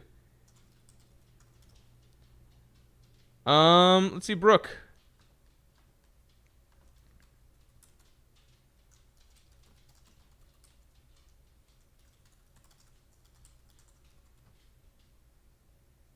I don't want to put himself with no afro, but I'll just put it down. It's just another.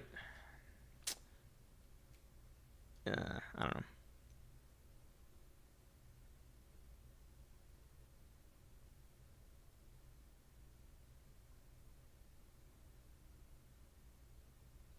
TomTom says no. TomTom says no out of control monster point for Chopper. Oh, I forgot about that. Okay, we'll do a poll for that. I just think that he doesn't seem to have that fear anymore at all because it doesn't exist anymore. But we could see. I guess you could make that argument about certain other things as well. All right, I like Angry Laboon as well. I think that's a great option. Here, let's do Chopper. All right, let's do Chopper.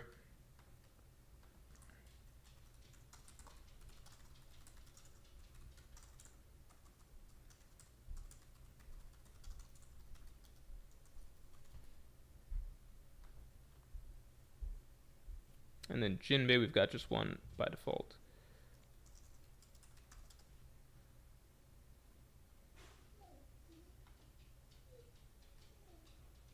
Okay. I'll still put uncontrollable monster point Chopper as an option.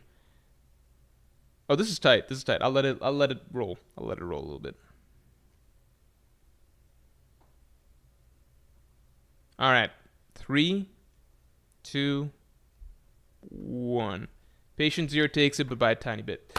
All right, everybody.